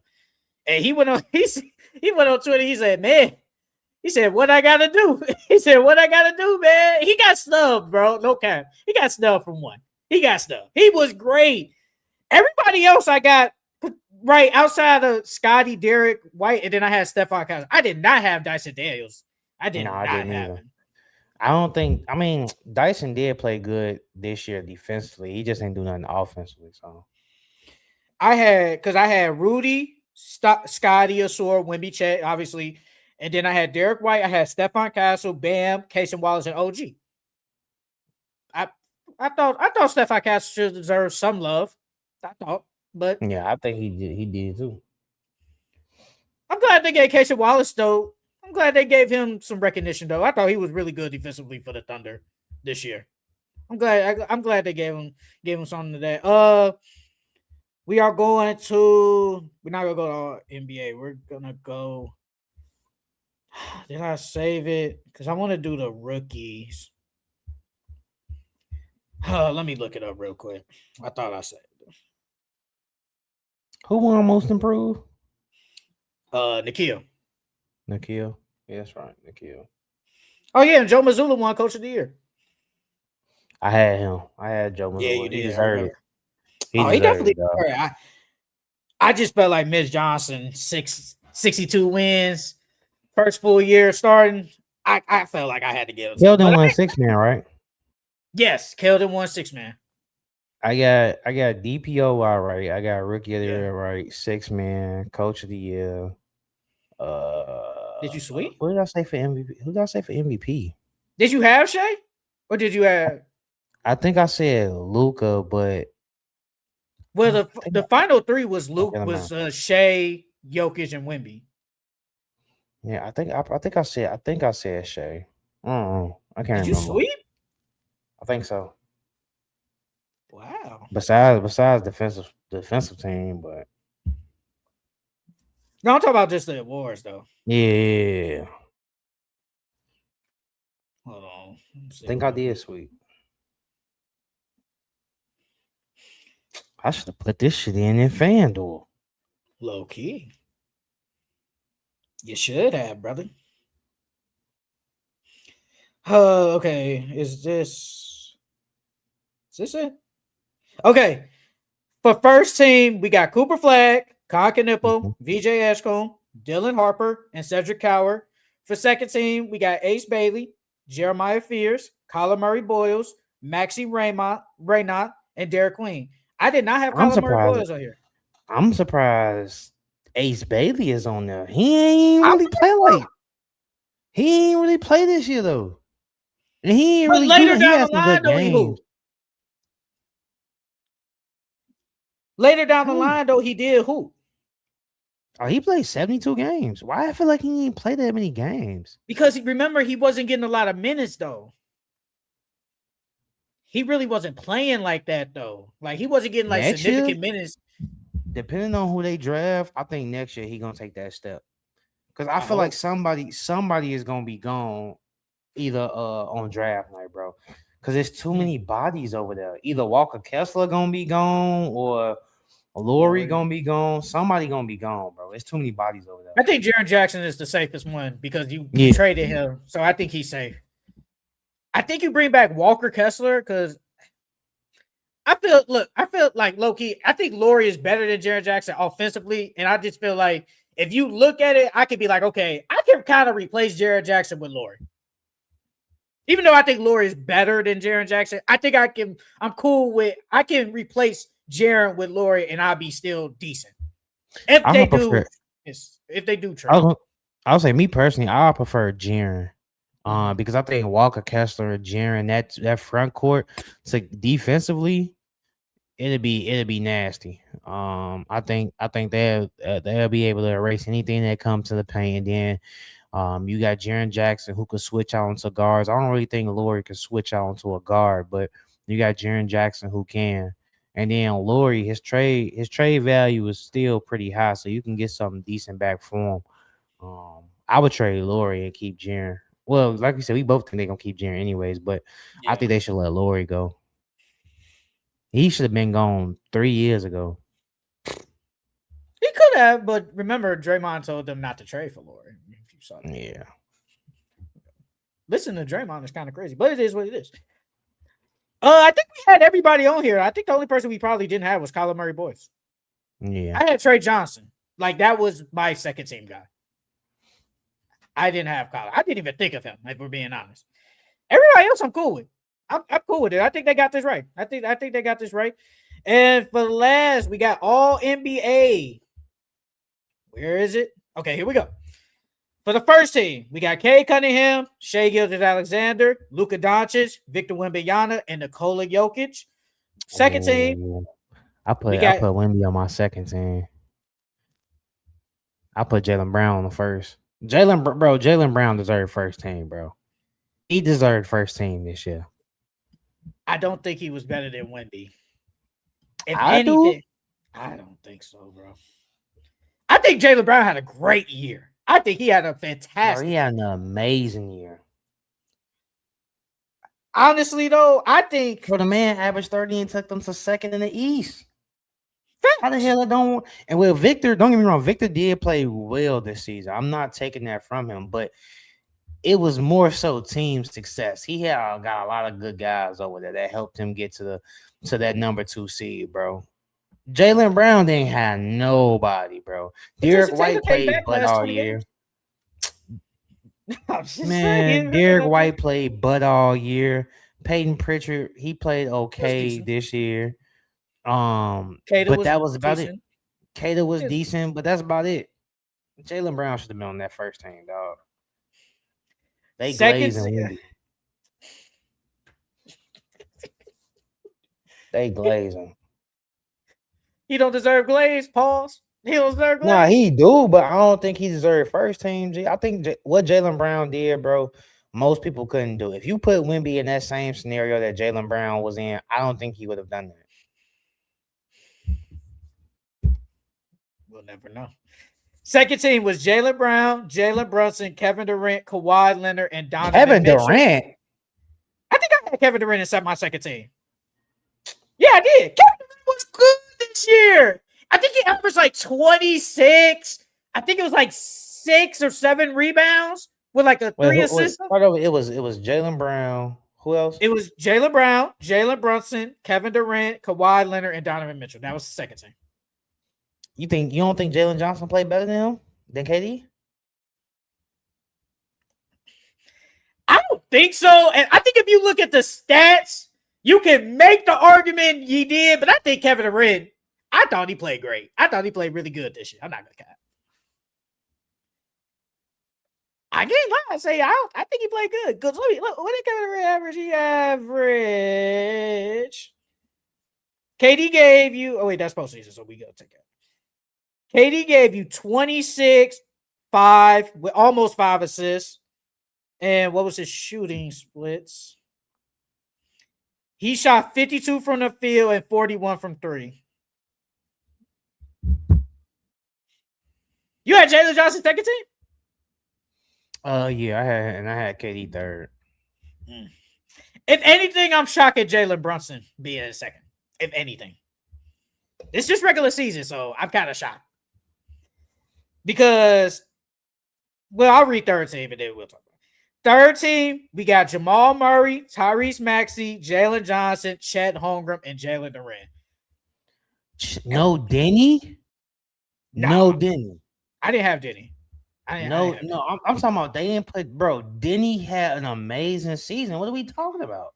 But okay, I agree with you. I think he definitely had an amazing season. But regular season, I know you're gonna say Chet. I understand. I get that part. Come on now, G. Chet don't even deserve to be on it, bro. But we know. But Chet was second. But he was the second best player on the team, and they were the first best and they were the best team all year. Like, come on now, dog. Nah, man. He didn't deserve it, bro. If Scotty Barnes couldn't even get on an all-second defensive team, and he was one of the best 10. He was on second. He just didn't make league. First. Well, I mean, if he didn't make first team, and he was one of the best top 5 defenders in the league, you telling me Chet? Gee, that is not all NBA numbers, bro. What's Chet? What did he average? Like 18 and like 8 or 9 with like a block, something like that. 17. I'll round it up to 9. He averaged 17 and 9 with a block, right? Two blocks. With 2 blocks. What did he shoot? Bro, what did he shoot Denny, he shot 55 from the field and 36 from the 3 and 79 from the free throw. Bro, versus Denny, 24, 6 and 6, 46 from the field, 31 from 3, 80 from the free throw. But come on now, bro. You know they had to reward at least 2. Because they were the best team in the NBA. Even though Chet ain't have the numbers, and I agree with you. I'm with you with that. I feel like you have to do that. It's kind of like with the All-Star. Chet probably didn't have All-Star numbers, but we know damn well he was going to make it because they were the best team at the All-Star break. That's just how it be working. That's foul, Jay. That's foul. I don't mind it. I put Chet on mine. I put Chet on. I knew Chet was gonna make it, and I think Chet does deserve to make it because he was the second best player all year for the Thunder. He was. Okay, you think Jalen Durant should make it? Yeah. Obviously, Jalen Durant was averaging them at 20 and 12. And they was number 1. You had him on your third team? Yeah, I had Durant on my third team. So who was your third team?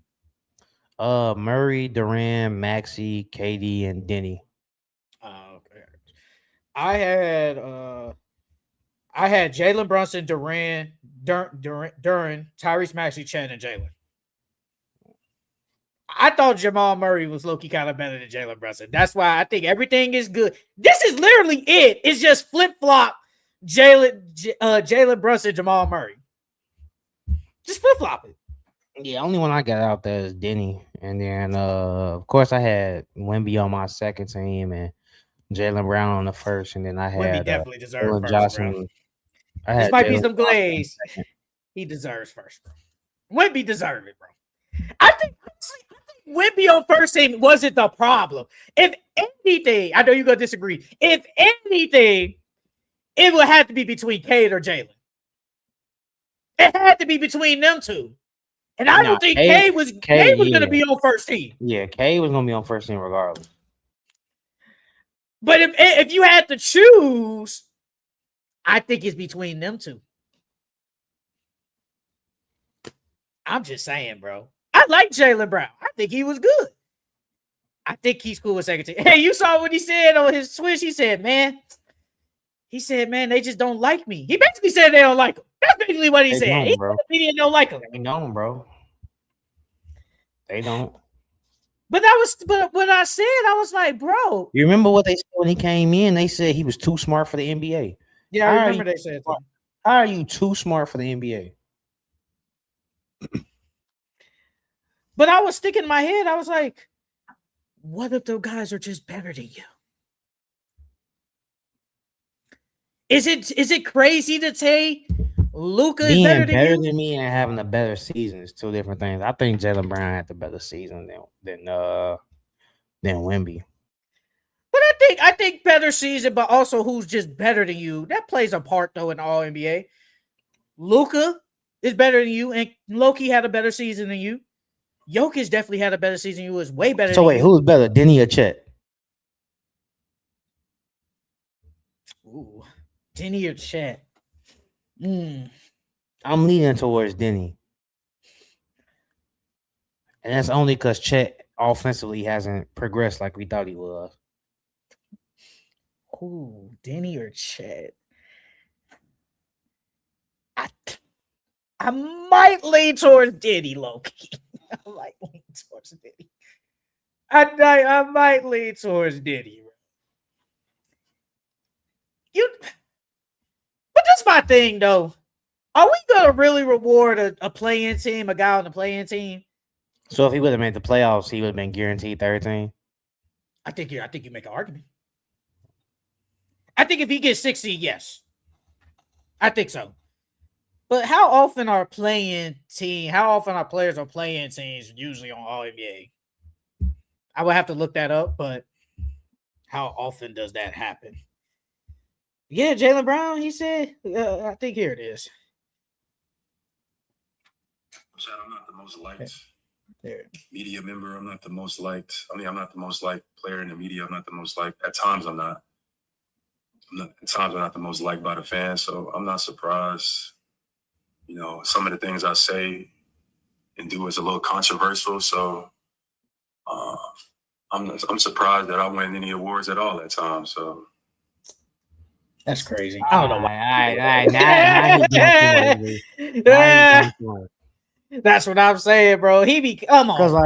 Because don't get me wrong, even if the NBA don't like you, G, if you're putting up crazy numbers, bro, they cannot deny you an award. I mean, unless you're Trae Young. But what award is that? Bro, you know how many times they didn't snub Trae Young? Oh, you talking about All NBA? Oh, you talking about All-Star? I got you. And All NBA, shit, they snubbed them. They snubbed Trae, even when they were snubbing Dame and Devin Booker at first. They were doing that for them. I got you. But he's talking about, I'm shocked I went. Bro, stop it. He tripping on that one. Now he tripping. He doing too much now. Stop it, bro. Stop.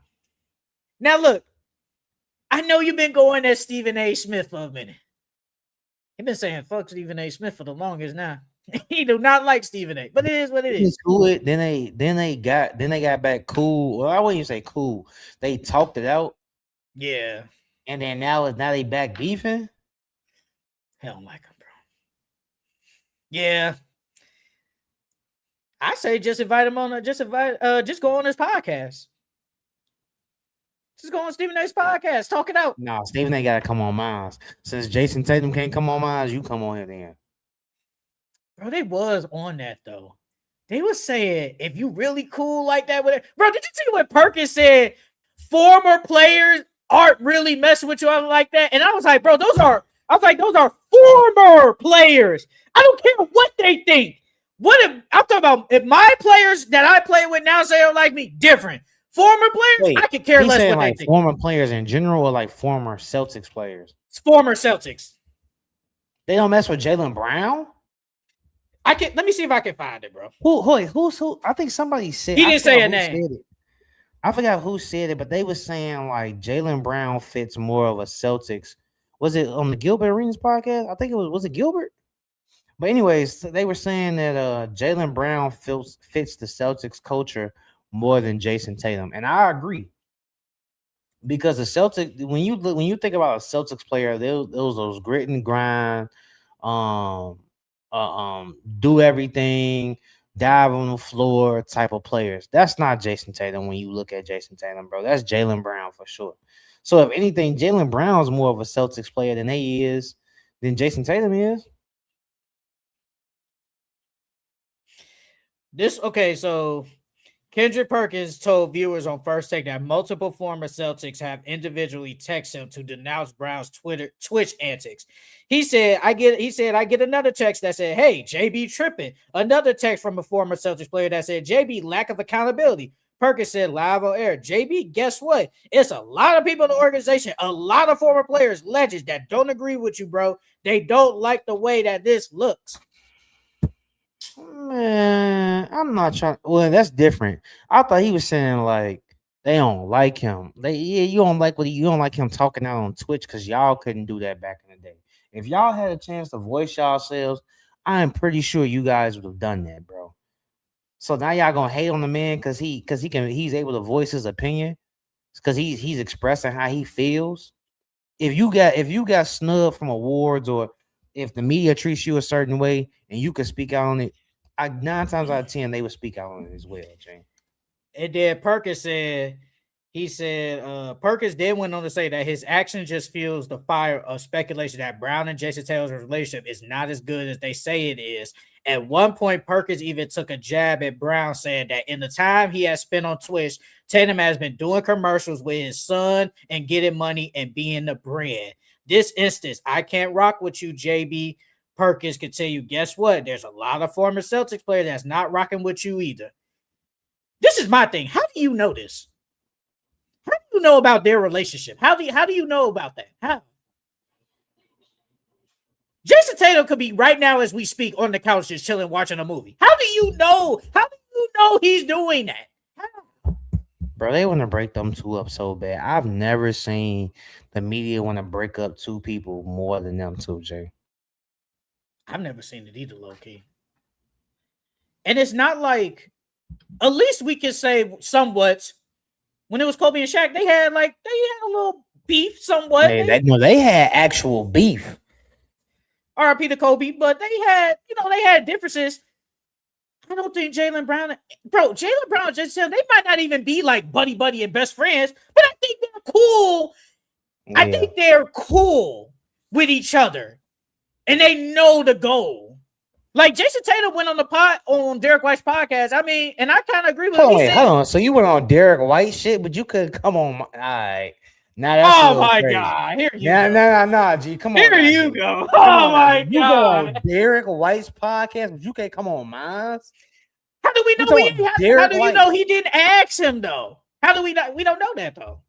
That's true. We don't know. That's true. But would you want somebody to ask you though instead of you? Hey JB, can I come on the pod?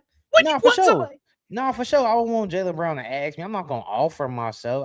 He'd definitely have to ask me, but come on now, G.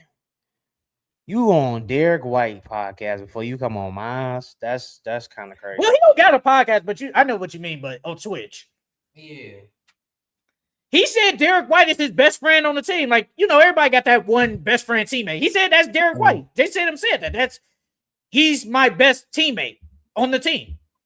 Which actually is probably true. I think him and Brown are really cool. And I don't think they're just like no co-workers that, when you're just a co-worker, you'd be like, what's up, bro? And that's it. I think they are really cool. Now, do they probably go to dinner every night at a different city? No. Highly doubt it. I doubt it. But I think they're really cool with each other, though. Hey, somebody said, did you see that post that Kyrie was talking about? It was AD, Kyrie, and Katie. They tried to go to Boston to try to pair with Tatum. And then somebody said, man, JB really been in trade rumors there in the majority of his career.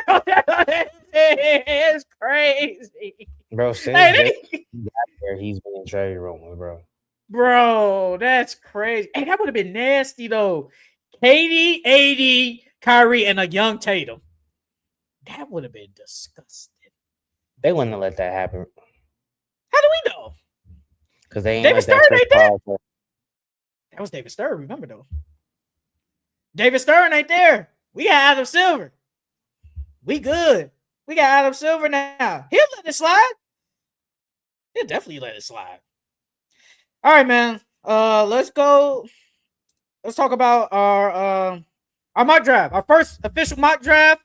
This is our last thing that we'll do our predictions after this. This is our first official mock draft for the 2026 NBA draft. Let's start with number 1. At number 1, the Washington Wizards select AJ. AJ DeBon. Yeah. The Wizards select AJ DeBonson. You the draft guy. Would you be shocked if they don't draft him, or you'd be like, yes, I get it. You'd be shocked. I would be shocked. I would be shocked if they don't draft him. Because there's no need for De'Aaron Peterson.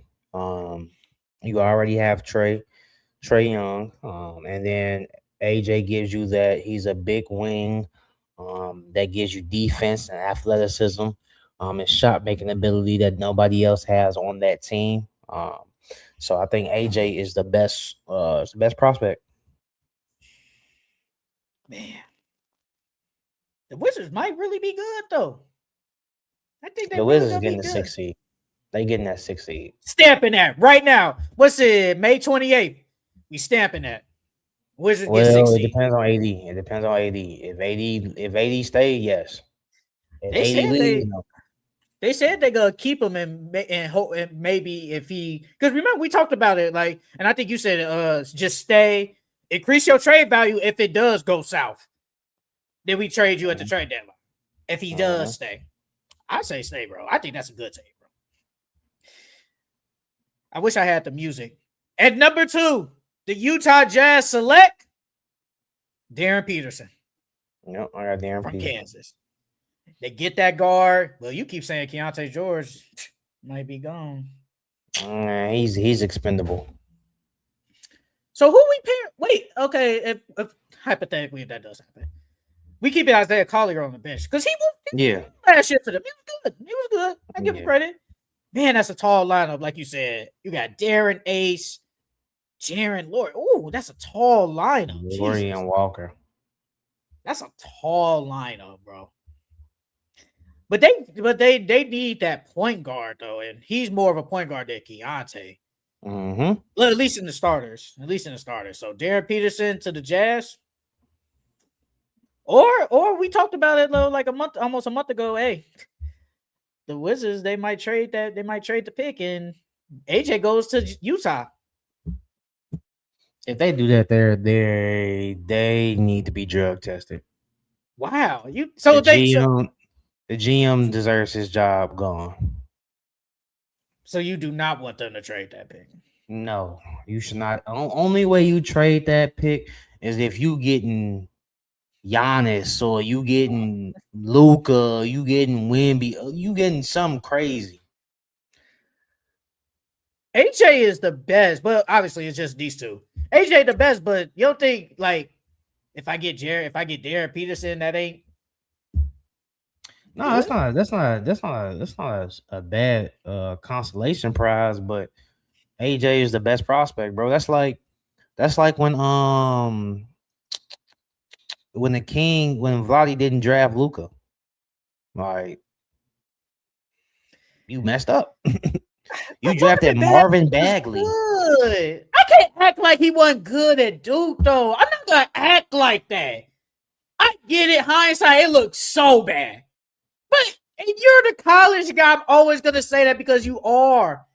We're not gonna act like Marvin Bagley wasn't good at Duke. We're not gonna do that. He was, but his game ain't translate. It did, but he was he could still rebound, but his shooting didn't translate. He didn't even really shoot like that in college either. It was just all dunks. I thought Marvin Bagley was gonna be decent. At number 3, the Memphis Grizzlies select Cameron Boozer. I got Darius Akoff. Oh snap! Wow, you think he goes top 3? Yeah, I think he's gonna go top 3. I think they're gonna trade Ja. They're gonna need a point guard for the future. If this works, so we got Darius, we got Jalen Wells, we got Cedric, we got Edie. I mean, that's your core right there. And then they still got the late first, like the middle of that first pick. They still got that whoever they draft with the Magic pick. They still got that. But that's your core. Like that is your core. Ooh, they really drafting eight. Because if they draft Cam, I mean, what you gonna do with Ja? You still trading Ja? Yeah, hell yeah. You're still trading Ja. So you're gonna need a point guard for the future. And do we need him for the? Do we need it right? Do we need him for the future, or can we just roll with Ty Jerome, be bad, and then maybe draft a point guard? Maybe next year's draft point guards wise are still good, maybe decent. I think the guards. I don't really know what guards are coming out next year. I gotta do some research, but I don't think there's any really like the best guards are gonna be in this year's draft class. So get your guard now while you can, your future guard now while you can. Would you be shocked if they trade back the Grizzlies? Yes. Would you be shocked? No, I wouldn't. Try to get more assets. I think they draft Cam Boozer. Well, I remember you said they might sneak in there and get Caleb though. Caleb, yeah, they might get Caleb. I don't mind seeing the Boozer on the Bulls. Don't be a hater. Don't bro. Stop. We already had your father. We don't need you. We ain't gonna go through this again. All I'm gonna say is Boozer was decent. I ain't gonna say he was great, but he was decent. We ain't gonna act. You make it seem like he was bad. He was decent. Boozer was decent for us. I agree with you though. Powell was better than Boozer's tenure on the Bulls. I agree with that. I'm with you. But Boozer was good. He helped us get to a conference finals. We ain't gonna do that. How come his son can't help the Bulls get to a conference finals?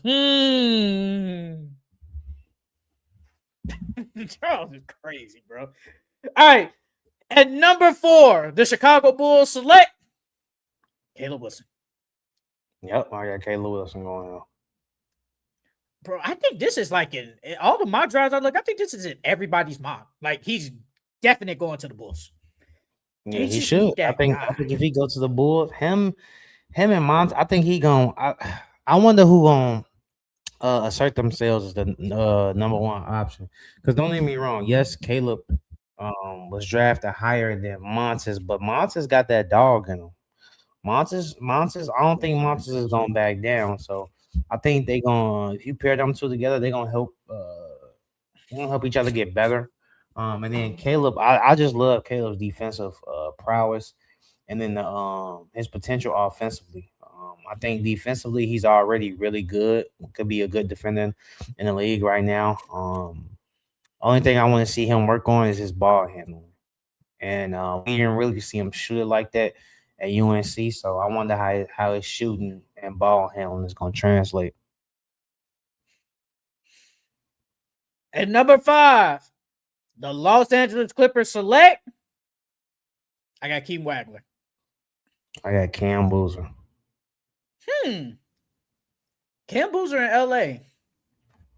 You know, that's not that bad. I'm not mad at that. Because you got Darius, Ben Mathurin, Kawhi Leonard, if he does stay, and Cam Boozer. That ain't that bad, low key. I don't think it happens. Even if they trade Kawhi, you still got that young core of them 3. That's not bad. I'm not mad at it. I don't think he goes by his 5 though, but that's not bad. I think they draft another guard because right now you said it, like it's guard heavy. Like it's guard heavy at this point, unless you draft say Mara at 5. But is he good enough for you to reach that high? That's the thing. So I think you draft a guard to pair with Garland in the backcourt. Do they fit? Hypothetically, would they fit with Keaton Wagler and Darius Garland if it does happen? Do they fit together? Honestly, I don't think so because Keaton, he's not really a catch and shoot guy. I mean, that's more Darius Garland can catch and shoot, but I would rather want the ball in Darius Garland's hands, to be honest with you. Yeah, I don't think they fit. I'm cool with it. I think they're going to draft a guard. I don't know which guard they're getting at number 5, but I think they draft a guard. At number 6, the Brooklyn Nets select, I think this is my favorite pick. Darius Acuff. I like Darius in Brooklyn. I got Keaton Wagler going there. I think Brooklyn just needs that guy. Yes, they need. Honestly, I think they just need anybody. Like you said, they just need anything. I think Darius Acuff, especially having because wasn't he like a top 3 scorer in the nation? Was it top 3? I know it was top 10 easily, but I think it was like top 5 or top 3 in the nation scoring wise. If you bring that to Brooklyn, I think you cooking something if you're the Nets. But they just need a guard in general. They need somebody to pair with Michael Porter Jr. because that team ain't that good. I'm cool with Darius Acuff there at number 6 or Keaton. It don't matter to me. And this pick, I feel like everybody got him. At number 7, the Sacramento Kings select Kingston Flemings. Yep, I got Kingston Flemings going to. I think he's a lock to go to the Kings. He's a lock. Yeah. It's either him. I think in all my drafts I've seen, it's either him or maybe Darius Acuff slides to 7. I think it's between those two. Yeah, Darius Acuff was number 3. Yeah, I thought so. But Kingston Flemings on Sacramento. I feel bad, but I don't. I feel like they would have got at least top 3 or top 4 would have changed nothing. It's like you at 7. It's like. Does Kingston Flemings actually change the organization? I mean, it's a cornerstone, but does he change it if they would have got AJ or something?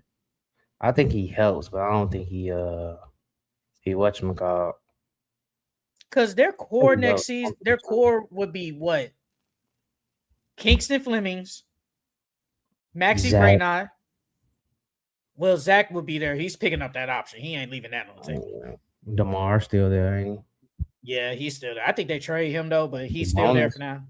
I think they trade him too. I think they just need to go into full-blown rebuild. If we be honest, if they just add Kingston Flemings, I think that their team's a little bit better, but I still think they play in. Because you could have Kingston, Zach, DeMar, Keegan, and Sabonis. And remember, they got DeAndre Hunter too. Yeah. And they got what's the guard from? He played at Colorado State. What's his name? Light skin. What's his name? I can't think. I'm blanking. I'm super blanking. Oh, I am too. I'm super duper blanking. I mean, I'm gonna go to the team, but I'm picturing exactly what he looked like too. I just can't think of his name. Minnie Westbrook. That's Minnie Westbrook, boy. Neat Clifford. Yeah. When he played good. I thought he played decent when he got to. You still got Devin Carter. They still got Malik Monk. A lot of those players gonna be gone. Or should be gone at least. I think Zach. I saw they said Zach LaVine picks up the player option, and then probably close to trade deadline, they probably buy him out, and then he goes to a contender. He's not leaving 40 plus on the table. He's just not. He's not doing that. And then you still got DeMar, and I think they trade Sabonis. I think he leaves. Bro, Sabonis played 19 games for you last year. Played 19.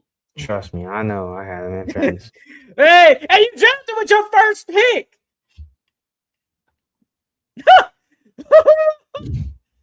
He blew me. You know what's crazy? Was that in your league or my league? I don't know. I want to say it was mine. I think it was yours. Yeah, I want to say it was mine. When it was the first, I was looking for Sabonis. Mind you, I was on the phone with Aaron. I'm like, where's the fucking Sabonis? He's talking about, man, Charles took him. I said, wow. Well, thank God he did, because he got hurt. He missed basically the whole year. And no, this is where it gets kind of spicy a little bit here at 8 throughout. At number 8, the Atlanta Hawks select. I got Michael Brown. Yep, I got Michael Brown too. I got Michael Brown here, bro. I had to switch it up a little bit, but that's what I got. I think that, offensively, he's really great. We saw him have big scoring. I think he dropped a 40 ball this season. He was good for Louisville. Yeah, I don't think he played in a tournament like that because he got injured. Nah, he is back. It was his back. He ended up hurting, I think. But I like him there because it gives him a chance to learn under CJ. And then he reminds me, I'm not saying he is Trey Young, but he kind of reminds me of that Trey Young play style.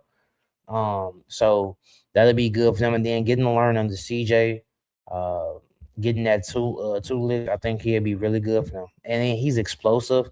He can shoot the 3 ball from deep. He can pass. He can literally do everything. He's not really that good defensively, but he's better than Trey Young, and he's bigger than Trey Young. So I think that'll be good for him.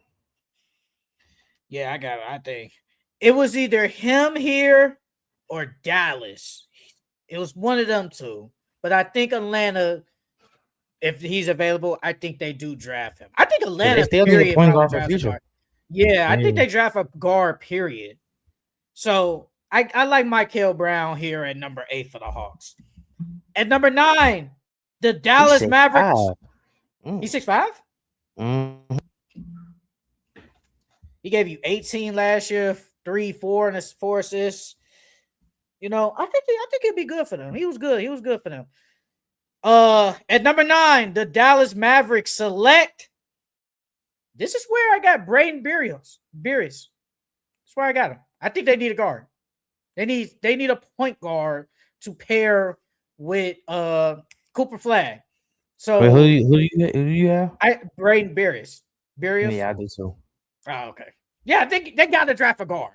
I think, and the Mavs have to do whatever it takes to draft a guard. You need a point guard.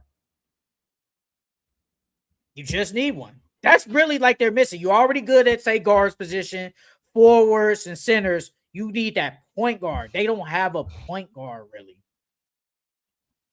And drafting, probably at this point, the best available point guard, I think that's cool. The Milwaukee Bucks at number 10 select Nate Diamond, Tennessee. I got Kareem Lopez. Ooh. I think I never really watched him like that. How was he? You said what? How was he? I think he can shoot the ball. I think he needs to work on his ball handling. Defensively, I want to see how he's able to slide his feet against faster guards in the NBA. But I think this is an upside pick, to be honest with you. Losing Giannis, I think they need somebody to pair next to Miles Turner, and Ryan Rollins and KPJ.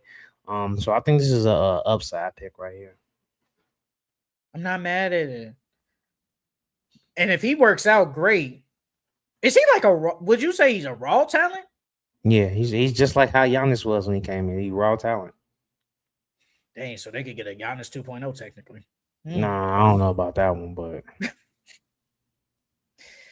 and number 11, the Golden State Warriors select. This is where they get Jackson Lindbergh. I had Nate Ahmed. I think that out of the top 5 guys, he's one of them. Like, probably outside of Keaton Wilder, like he potential wise, he can be an all-star if developed right. He has a nice shot. He has all the moves offensively. He rebounds decently. The only thing I wonder is how his defense is going to translate to the NBA. And then with him going to the Warriors, he reminds me of what's the brother they drafted? Patrick Baldwin, but a little bit better. Because coming out of high school, Patrick Baldwin was top 5 talent wise. But I think Nate is almost not the same talent, but he's just like him, where it's a high upside. So I think the Warriors will go with him. And then him in a Warrior system, I think he'd be really good. Steve Kerr will be able to develop him, though. That's the question. Has Steve Kerr developed anybody? Hey, at least Steve Kerr was real. I'm doubting if he even developed Jordan Poole. Because if we being honest, Jordan Poole had all that before he even got to Michigan. The Warriors. Yeah, he was at Michigan. Oh, that is 12. And number 12, the Oklahoma City Thunder select. I got Cameron Carr. I got Yaxel Lindenberg. I think that Man, the Dominican LeBron. That's what they call him, Dominican LeBron. I think they go for I wouldn't say a vet, but as far as college, a vet, an older guy, somebody that can come in and help them produce winning, somebody that's stayed in college for a decent little while and learned different defensive schemes and things of that nature. I think that he'll translate really well to the NBA if he gets drafted by the Thunder. So I think this is just an experience pick for the Thunder. Is he gonna play though? Does he get like real tick? It depends. I feel like it depends on how he plays during training camp. Because if you think about it, what wings do they really have? They don't really have no backup wings. You could probably say Aaron Wiggins. He don't play no more. He barely gets tick. Isaiah Joe is in a wing. They don't really have no wings. Wings? Yeah. Technically, you're right. Because all they really got is like guards, really. Yeah. J-Dub and Williams. Yeah, him. But I think Yaxel's better than him. Because if J-Dub goes down again, you ain't really got no force to replace him. Man, Thunder can't get him, bro. And then Lokito, if you think about it, if they hypothetically do get him, you could probably go let Isaiah Hartenstein go, maybe Lou Dort. I think he gets legit playing time if they do all that. He gets like real playing time for them. The draft is in 2 weeks. Right? 2 weeks, 3 weeks? 3 weeks. 3 weeks. Cameron Carter. I think he can replace the Lou Dort. I think he can replace the Lou Dort. That wouldn't be bad. We got 2 more. The Miami Heat at number 13 select. This is where I got LeBaron Philon. I got him there too. I think the Heat need a guard. They've been looking for a guard for the longest. And he's a good dual threat as far as scoring and passing. I think he'll fit well in Miami, and I think he fits that culture. So yeah, I got him going now. I did to 15. I did the Bulls. Okay, that's cool. We'll go. Okay, that's cool. That's fine. We'll go with the Bulls. I think they just need a guard, especially if they get rid of Tyler Hero. Mm-hmm. I mean, I think you just need to replace him and say if Norman Powell they don't resign him. They still got bro from Illinois last year, the point guard. Yeah, he didn't play a lot his rookie year. He didn't play a lot, but maybe in year 2, I think he plays more.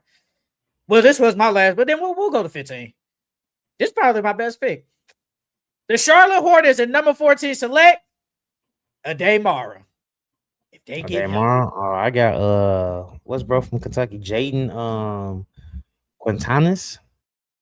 Yes, he's the big. Yeah. I know. Yeah, I got him going to Charlotte. Hey, if somehow, bro, you talk about Diabate, you praised him, your Hornets.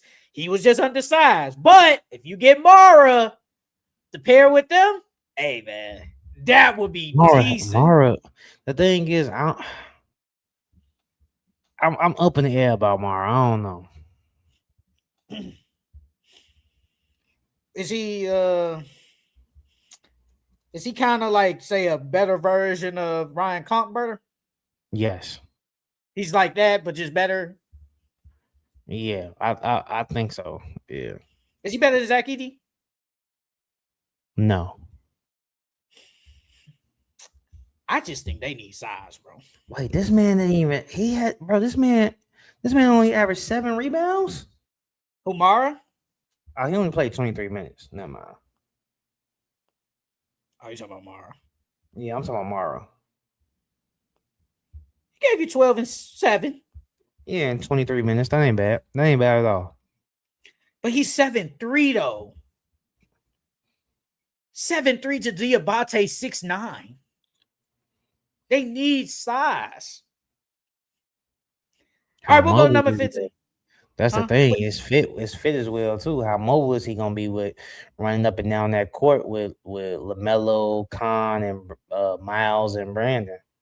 Well, we kind of said the same thing about Zach Edey, and I think Zach Edey fared well his rookie year doing that, playing with Ja. I thought he played he fared well. But you like the other big better though. Yeah, he's more athletic. I think he's more athletic. I think he's a better defender.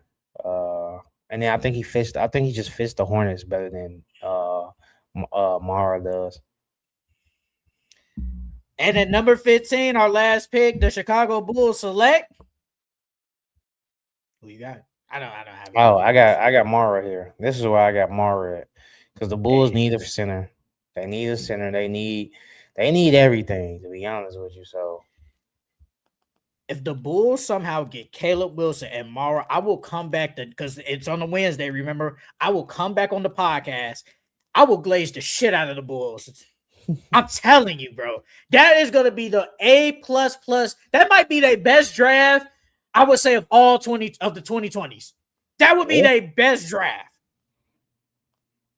If somehow they get him and Caleb Wilson. That means you pairing Josh Giddey, Caleb, Montez, and Mar, you got a core. You got a core. You are moving in the right direction.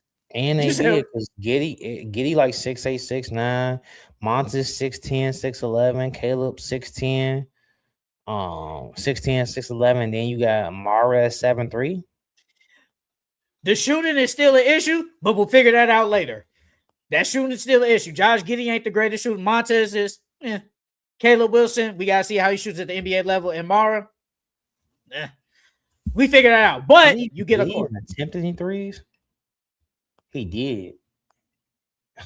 He attempted 0.3. Yeah, he didn't do it. He ain't really attempt nothing, yeah.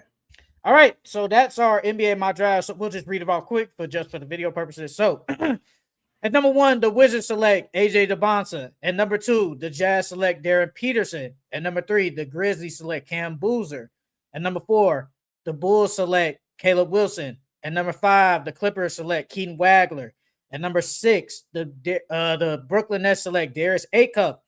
At number 7, the Sacramento Kings select Kingston Flemings. At number 8, the Hawks select Michael Brown. At number 9, the Dallas Mavericks select Braden Berrios. At number 10, the Milwaukee Bucks select Nate Ahmed. At number 11, the Warriors select Yaxel Lindenberg. At number 12, the OKC Thunder select Cameron Carr. At number 13, the Heat select LeBron Fillon. And at number 14, the Charlotte Hornets select Ade Mara. Number 1, I got the Wizards selecting AJ DeBonsa. At 2, I got Utah selecting Darren Peterson. At 3, I got Memphis Grizzlies, Darius Acuff. At 4, I got the Bulls going Caleb Wilson. At 5, I got the Clippers going Cam Boozer. At 6, I got the Nets going Keaton Wagler. At 7, I got the Kings going Kingston Flemings. At 8, I got the Hawks going Michael Brown Jr. At 9, I got the Mavs going Braden Berrios. At 10, I got the Bucks going Kareem Lopez. At 11, I got the Warriors going Nate Ahmed. At 12, I got the Thunder going Yaxel Lindenberg. At 13, I got the Heat going LeBron Fillon Jr. At 14, I got the Hornets going Jaden Quintans. And at number 15, I got the Bulls going Ade Mara. Hey, did you see that? They said that Koa Pete is staying in the draft, but a lot of people from Baylor, from Arizona. No, Arizona. Yeah, they say he probably should have went back. I know who you're talking about. Light skin dude, right? Yeah. Mm-hmm. You think he should have went back? Yeah, he should have went back. He needed another year of development, bro. He didn't shoot. Like literally, he didn't shoot no threes, bro. And I think he undersized too. I think he was like 6'9".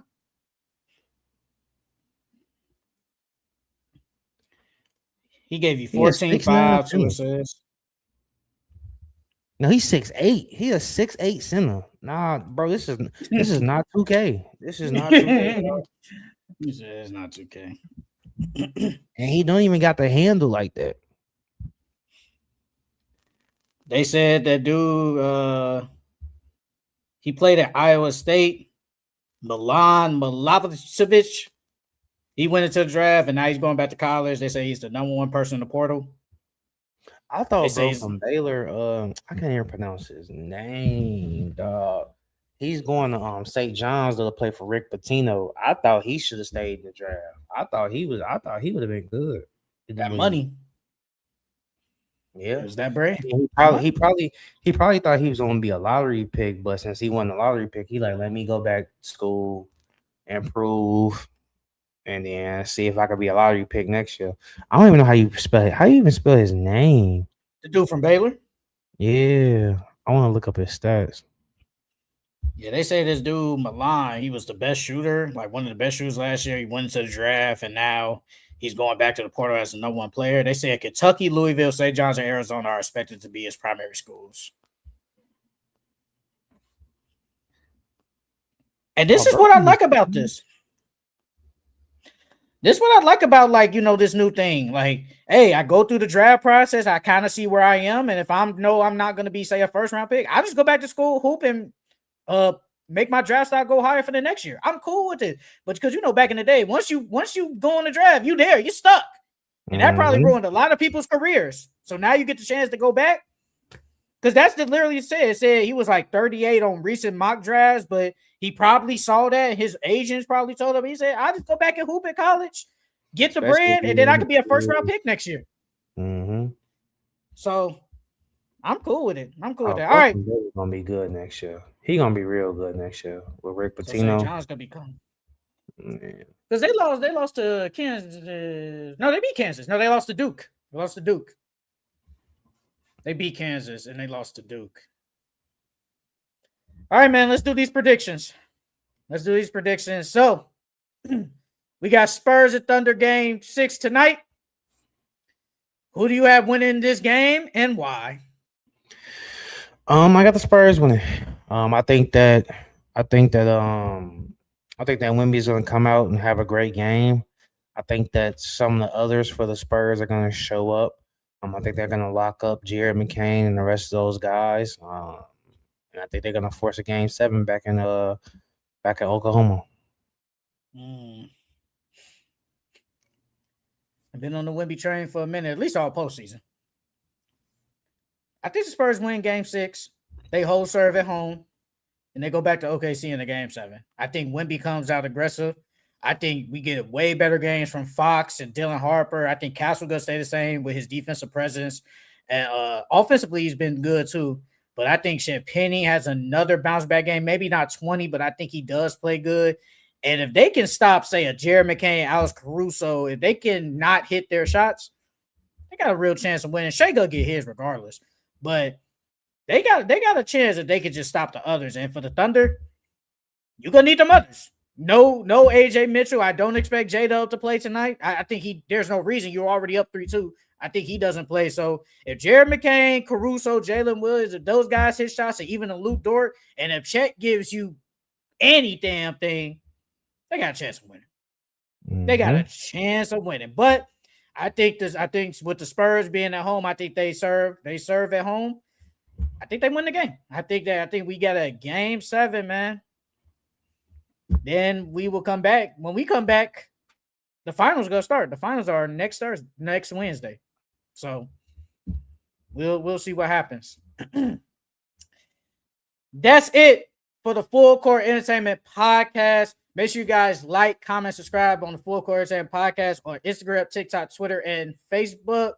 Make sure you guys like, comment, subscribe on all our shorts, TikToks, and even our reels. And if you want to hear me and Charles yap for 2.5 hours, we are also on Apple Podcasts and Spotify. Again, make sure you guys like, comment, subscribe, and also send some super chats. We need that bread. But thank everybody for watching and showing up. We will see you guys next week when the finals